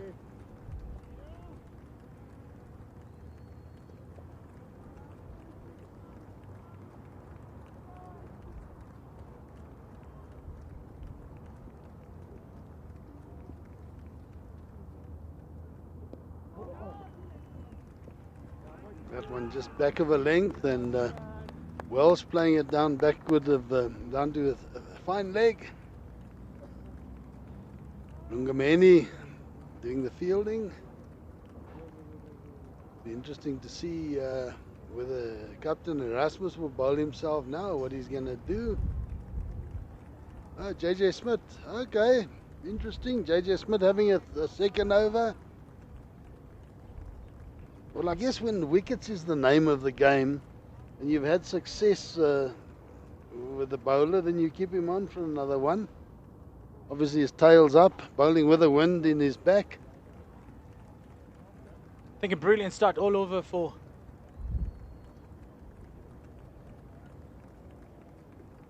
Namibia. JJ to continue. Sikandar Raza will really have to apply himself.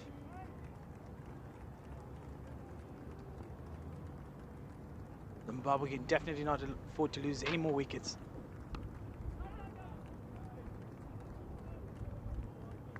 It's just interesting to see Namibians getting key fielders now in certain places. Nicole Lofteaton there in the sort of cover point area. Nicole quick across the ground, obviously looking to cut off those quick singles. Merve Erasmus himself at mid-off, sorry.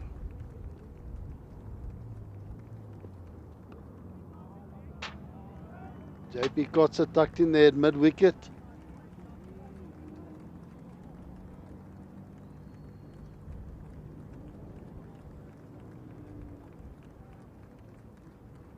Good start to the over.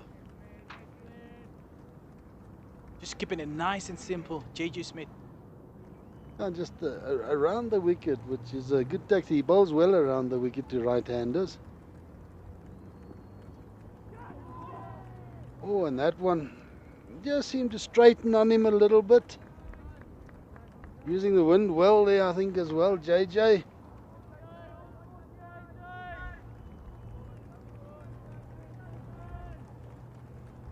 Have a look at that one again. Angling in. Yeah, you see the wind blowing that away and just straightening it a little bit. Wind has really got strong now. It's more westerly wind. It's on JJ's right shoulder. Sikandar Raza showing fighting ability.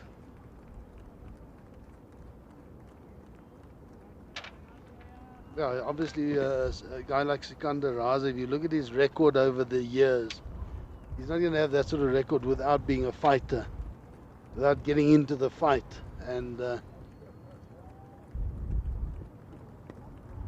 that's obviously what Zimbabwe will be looking for at this stage. Someone just to be in the fight, just to scrap. A scrapper out there.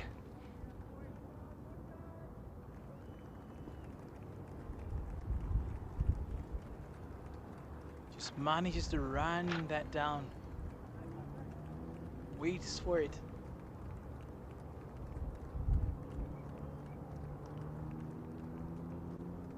Lost delivery to Welsh.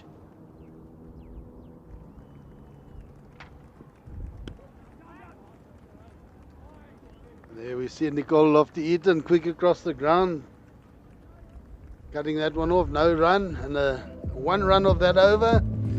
So 12 for 3 of 4 overs. So two very, very simple.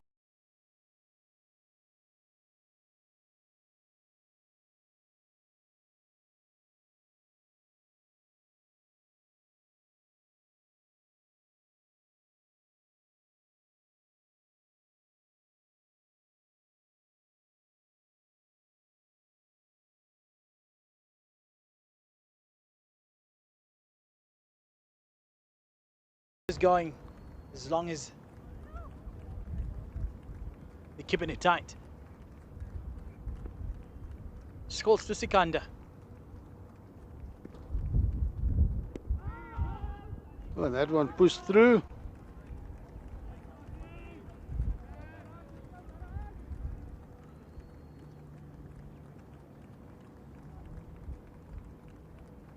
Larsing are doing well, not too shy at the stumps there. As the Namibians are wont to do, they shy at the stumps, and he saw there was no one backing up, held the ball.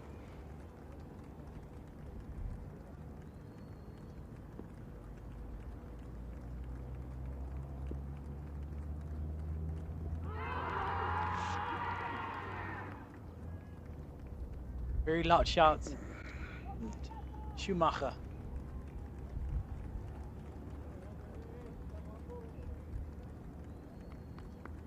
Not interested.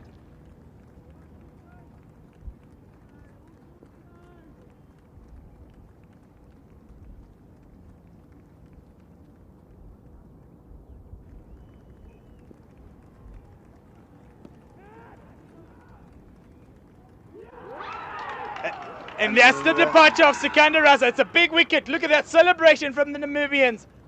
Yeah, they know it. That's a really big wicket. And as we've seen so often today, the guys going for big shots.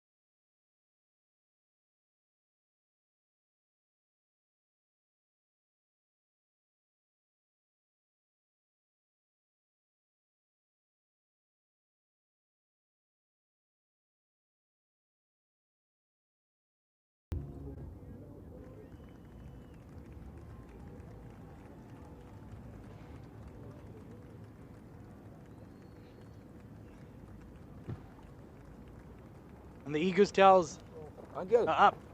what's uncle? Yeah, way up. I don't know. They've got a slip in place. JJ Smith at that first slip.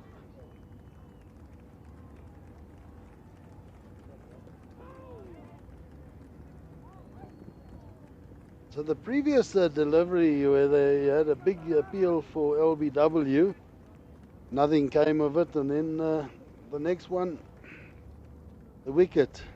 Very similar in a way to the way that Erasmus himself was dismissed, looking to go down the ground, which also says to me that there's the pitch is just holding up a little bit, and you can't just go through with those shots. But if you look at 3 of the wickets of Zimbabwe, in fact, all of them, very poor application. Kaise, first ball of JJ Smith, looking to go straight. He hasn't really spent time there to see what's happening with JJ Smith. On the first ball, he tries to come down the track and hit him over his head, and he goes out to that. The second one, Craig Irvine just looking to play it, turn it square, leading edge. Instead of just giving the face of the bat, which was needed at this. That's why Madaveri, when he came in, actually for an over, played really well. And it looked like that's what they were going to do. And then also the rush of blood to the head. Sometimes you've got to be in there for the long haul.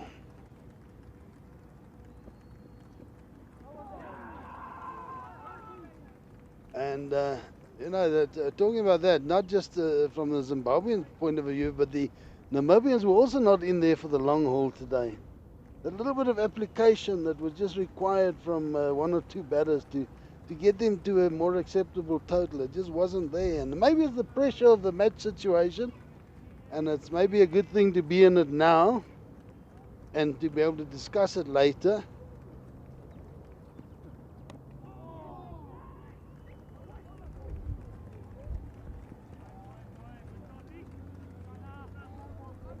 There again, the Namibians shying at the stumps.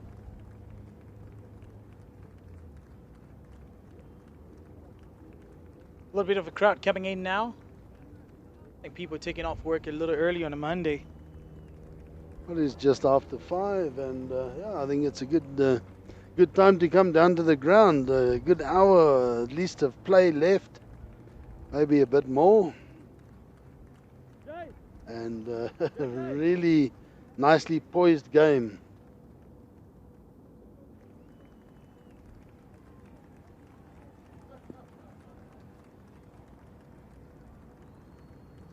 The JJ Smith. Last 4 balls of the power play. See again there, just that back of a length that he's bowling. It's been really difficult on that length getting after it today. Will Ryan Bell be able to take some responsibility and stick around? Will he have enough patience not to be explosive until the time comes when they're in a comfortable situation to allow that? Yeah, you know, they say also play your own game, but in different circumstances you've got to have a game for those circumstances. You can't just go out and play shots. And yeah, let's see what Ryan Bell does here. Oh, that's it. Just get in, present the full face of the bat, take the single. A much welcome single. You can hear from the Zimbabwe camp. It's right next to us here. Definitely that ball just drifting a little bit with the wind that's coming across the field now. Running between the wickets. It's going to be very important in picking up all the singles. They have quite a bit of time. Just watching that one past. 86 required.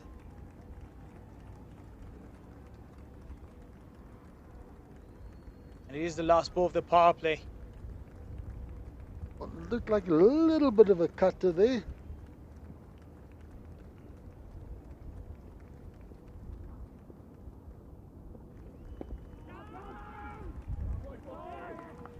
And there again, Nicole Loft-Eden, quick to his left, picking it up.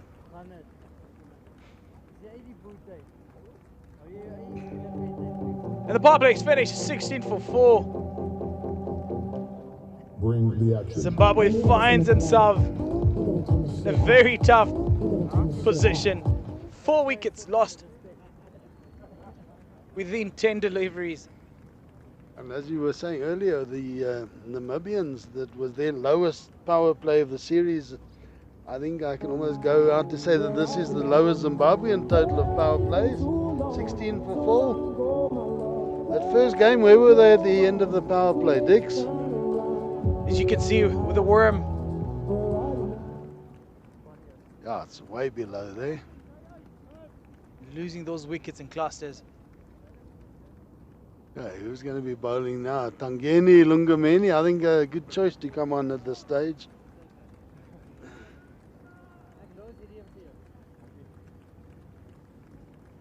Ryan Bell. Yeah, Zimbabwe looked to go with the two seamers.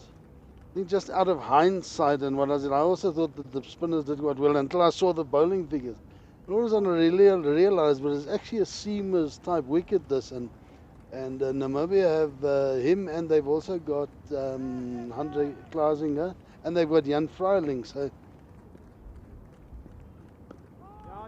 I think that's where Namibia are actually quite lucky. They've got a few all-rounders that can do different jobs for them.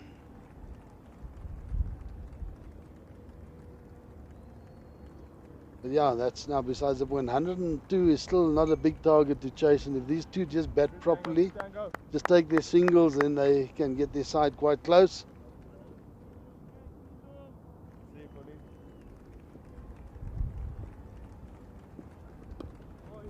See, that's it again. Just that length there. That just back of a length. I think the two bowlers, or the two pacers, Nalungameni has learned quite well from JJ Smith. Just that back of a length area. That's right. And that's what got Irvine to play a little early on it. Yeah. I think they did their homework also on the Zimbabwean bowling. They've obviously got Justin Kemp. That one too short, and pulled to back to in front of square through for the single. And a guy like Justin Kemp, he knows the game. He would have picked up on that and given some good information through. And yeah, the bowlers now have to obviously listen to that and apply what they've heard and what they've seen.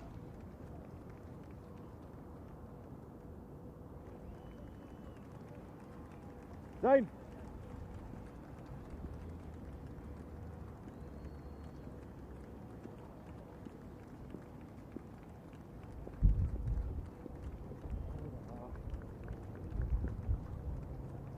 Don't go to Baton Schools for a single.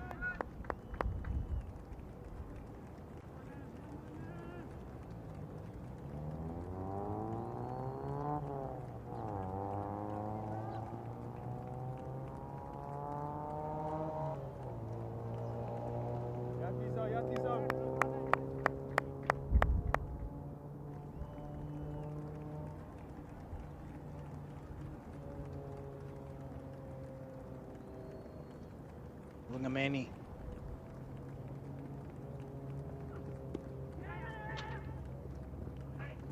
Really good running. Just dropping and running. Yeah, so obviously these two have now decided that's the way to go about it. Obviously by doing that, eventually they're going to put a bit of pressure on the captain, Gerard Erasmus, to make some changes, get people in on the singles, and then it maybe just opens up some gaps around the field. But at this stage, yeah, that's what's required. Just in behind it, full face of the bat, and take the singles, unless you get a really bad ball.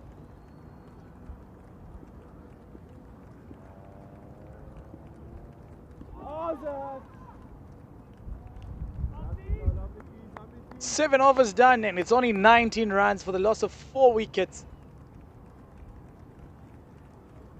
It's going to be an interesting picture being painted here between the two sides. Chasing 101, 4 wickets gone already.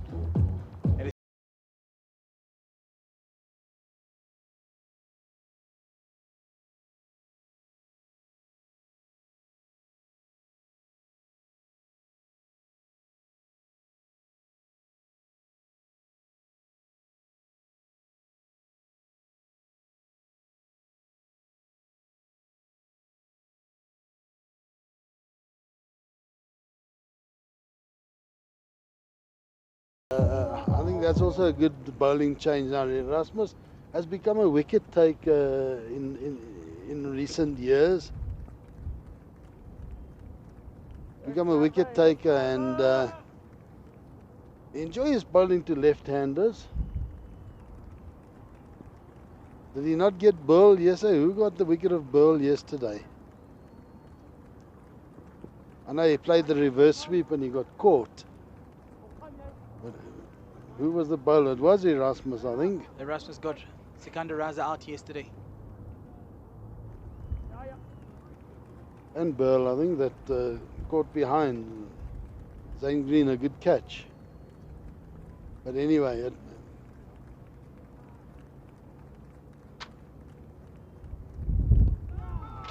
well played there from Welsh. They should be able to pick up a second one. And yes, they do, quite comfortably so. but still good work there from Lofty Eden, getting around to his left. What I like about it is the confidence of Nick Welsh. His first ball playing that reverse now. It looks like he's good enough to be able to play it on the ball that he sees and not just premeditated. It's a shot that makes me quite a bit nervous, especially at this stage of the game. Well, it's also a shot that makes me nervous because I would not be able to play it. So it's a shot that came after my time. I think I had a coach at under 15 level, Mr. Curran.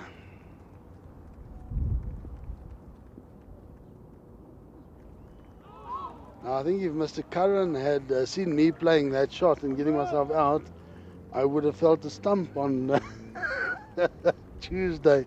And it was all, yeah, those days all good and fun. I suppose we'd laugh about it afterwards, but that just shows how coaching and things have changed over the years. But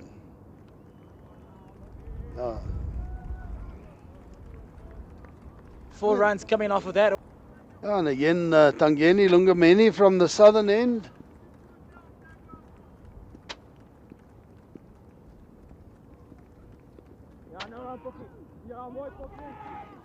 Oh, and a good bit of fielding there from Nicole Lofty Eaton. Zane Green, wake to it, gets onto the ball, and there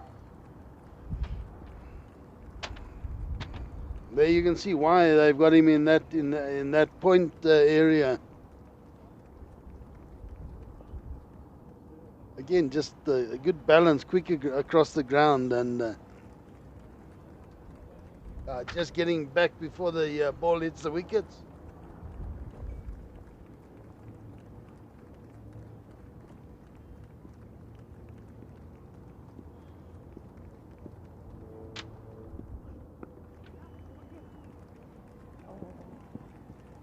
Lofty Eaton getting around to that, and just look at that shot as well. Not really coming off the bat, just struggling to get that timing. So similar to what we saw from Nico Daven, wasn't it? Batted a while, but just couldn't find his timing.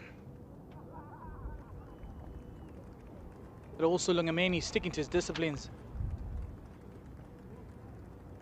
Yeah, definitely. I think this is a time where you're asking your bowlers, listen, we want to bowl, we want you to bowl line and length, leave all the other stuff, bowl that line and length. There again, good line and length, well bowled.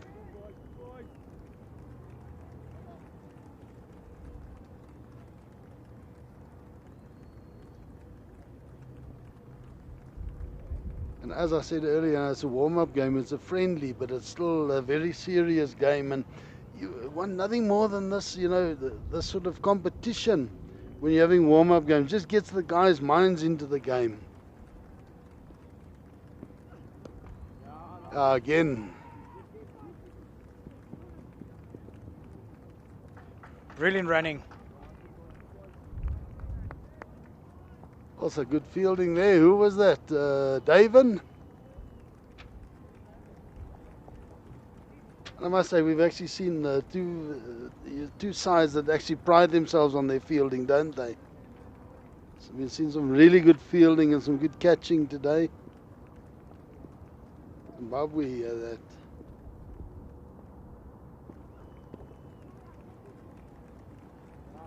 The catch that Sikandar Raza took down here at mid-wicket with the sun in his eyes and the wind and everything. That was a well-judged catch. The catch to get rid of Gerard Erasmus. Well, the first catch to get rid of Michael van Lingen. Diving to his left. That was Madaveri, wasn't it? It's Tinashika Munukamwe. Oh, yeah, sorry. Lungameni to continue. It's lost delivery. The 9th over.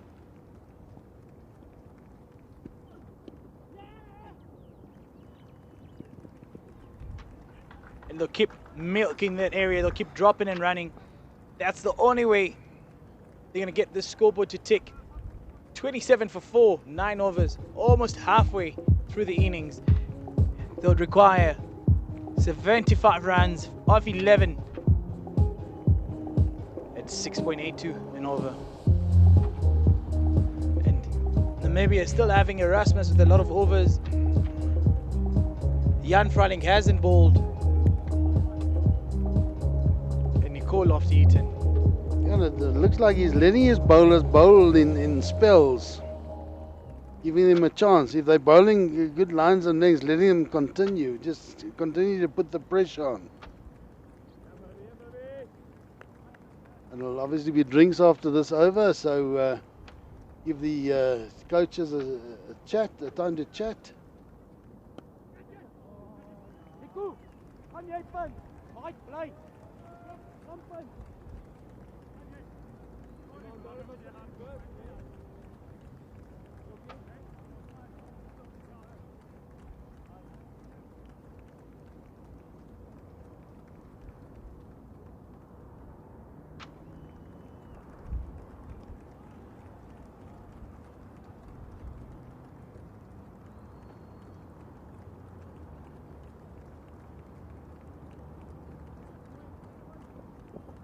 Looks like the game plan now is just to rotate. Probably come up with a plan. A drinks break.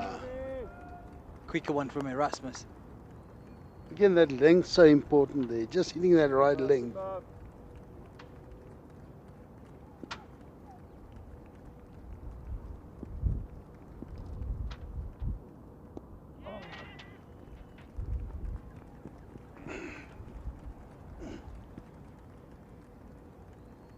Dix, as a guy that's watched sort of both of these sides quite a lot in the last few months, who would you say is the player that really shows the DNA of the Zimbabwean side?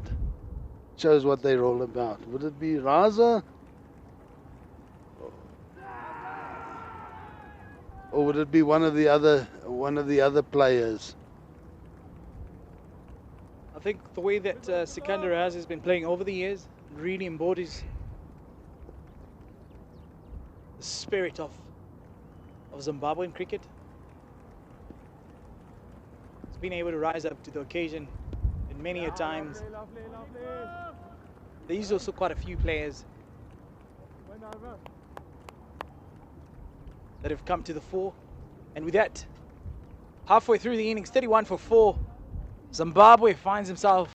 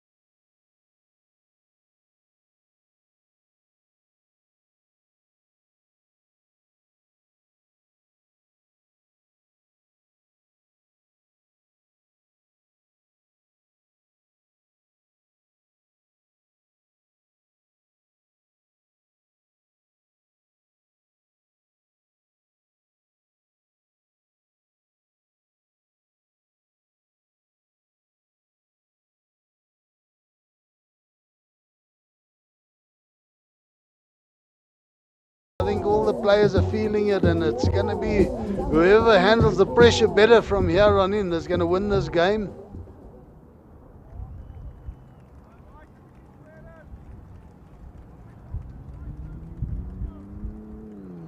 See Jan Freiling now from the southern end.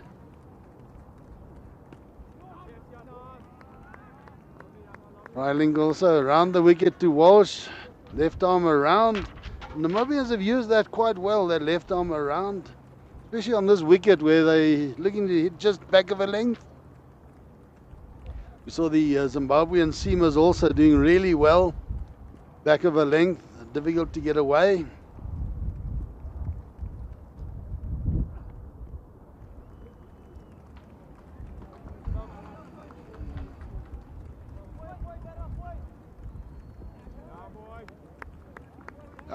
Good fielding there.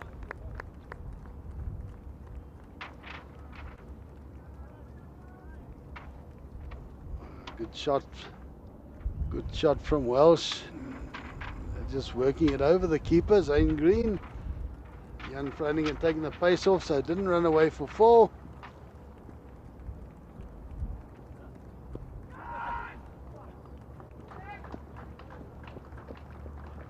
That one backward of square for 4 runs, too short from Freiling. Too short from Freiling, backward of square, 4 runs. And the Zimbabweans will be happy with those first 2 balls after the drinks break.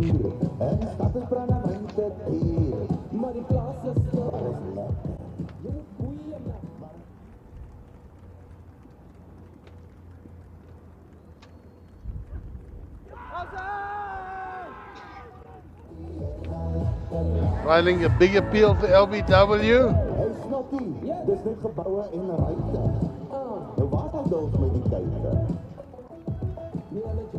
And it's all happening out there. No, he was outside outside the line of the stumps. Also not quite sure if that really makes sense for Nick Walsh. 6 runs off the first 3 balls. Yeah, looking to do all those things. Maybe they've decided it's difficult, so change tactics, try and work it around a bit.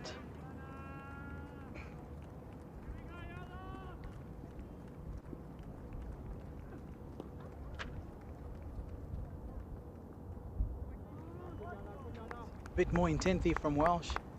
Yeah, there you got the length. It was full of a length and he could drive it down the ground. Finally, just got to get that length of his sorted out. Just back of a length is what's required. He's been too full and too short until now. And now Ryan Burl, Freiling to Burl, now going over the wicket.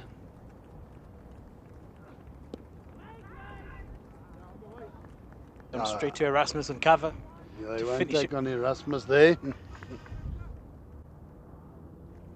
11 overs gone, 38 for 4, 64 required in 9 overs. And that run rate still soaring at 7.1.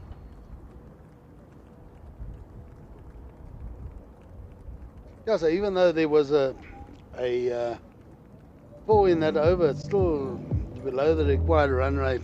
Just shows how difficult it is to really just keep that score going the whole time. Namibians found it difficult, Zimbabweans also. And you know, eventually, if you're not getting the singles, it was pressure on you to have to play other shots like Welsh has done in this over, trying to play it over the keeper. Yeah, Erasmus will continue though. Surely there's been a call for 2. They will take the 2. Oh, that was well run. That was splitting the 2 fielders. They both had to make a lot of ground.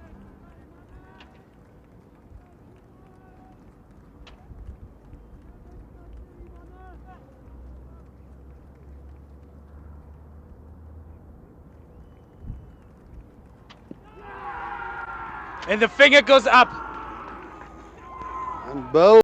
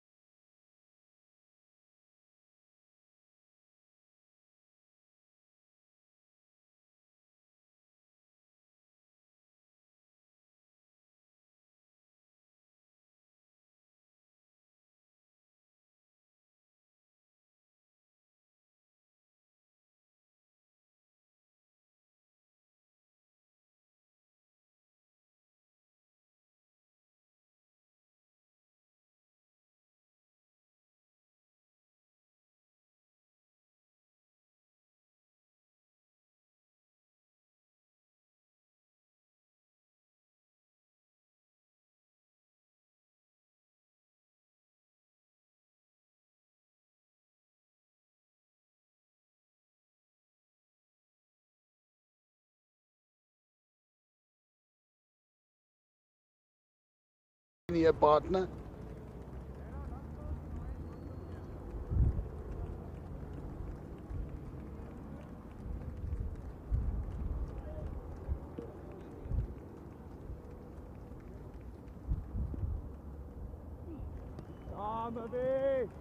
Brilliant bowling from Erasmus.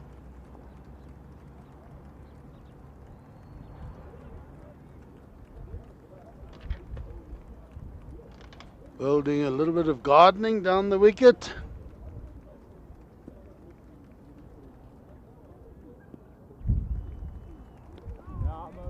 Again, well bowled by Erasmus.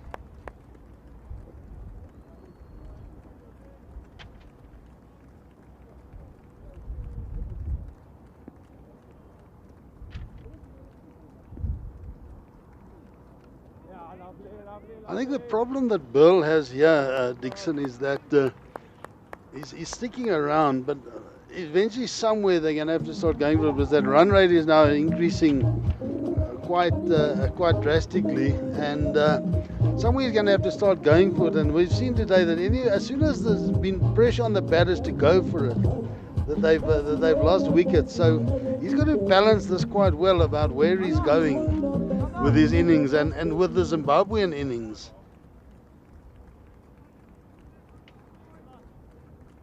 We have a look that worm well below where the Namibian worm was. 12 overs bowled, 8 overs to go.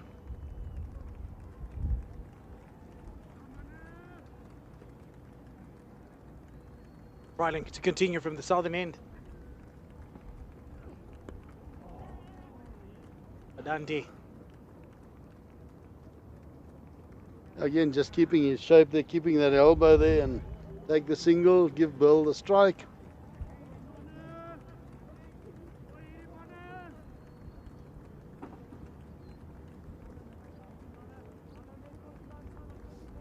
Very confident Namibian side, well in control.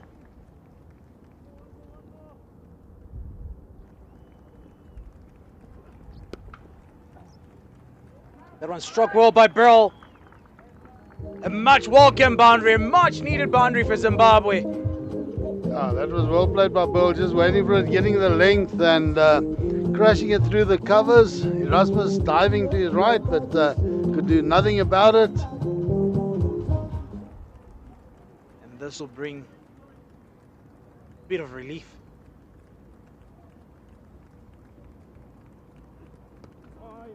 Gain full face of the bat. And they pick up 2 off that.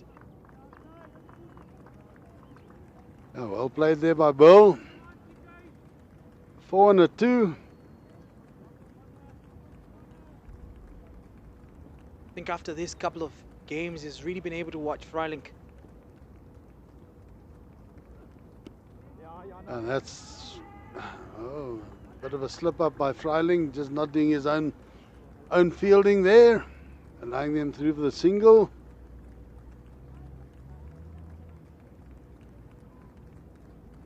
I think this is a wicket where Freiling will leave his cutters and things alone and just bowl that line and length. Give them no width.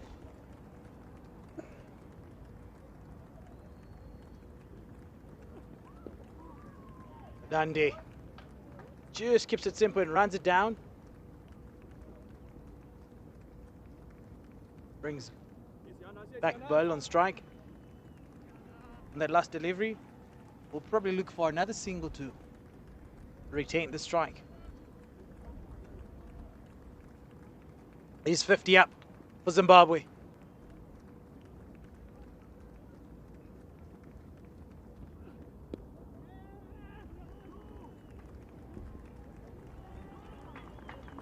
And they pick up 2, much to the acknowledgement of the Zimbabwean crowd that is built up here.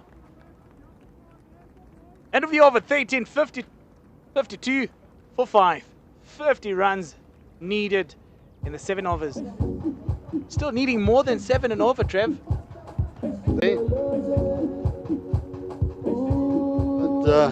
Yeah, it's really interesting, to give you a good, close, exciting game of cricket.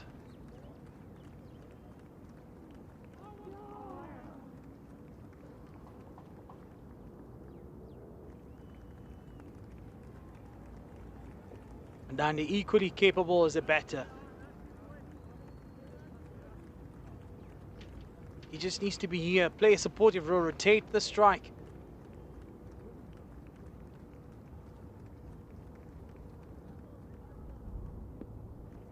Erasmus now to bowl. Again from back of the crease, behind the crease, from about 22 meters that was.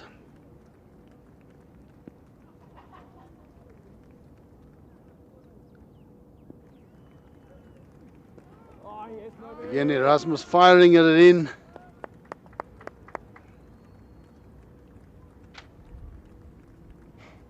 Suddenly, Zimbabwe would not require to get a boundary from each and every over. Again, the single there. See what Erasmus is doing? Well, he's bowling straight. So he's not giving them that free shot wide of the wickets.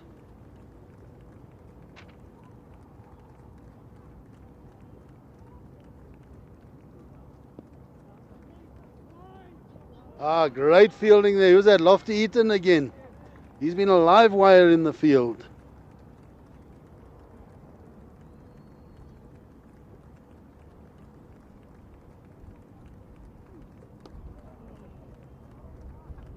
Ball played for Madandi. That's the over, 3 runs of that over.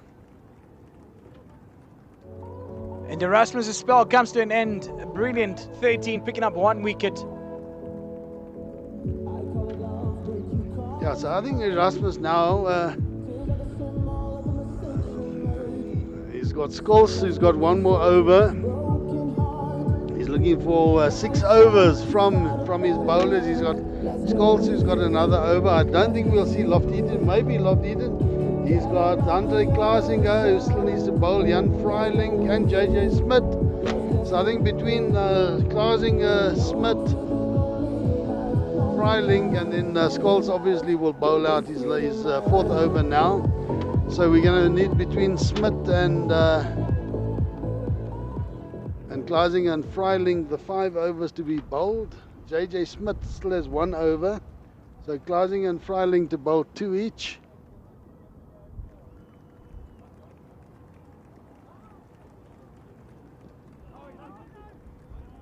You just see just how quick Erasmus is there. Either in the covers or mid wicket, where we see him so often these days.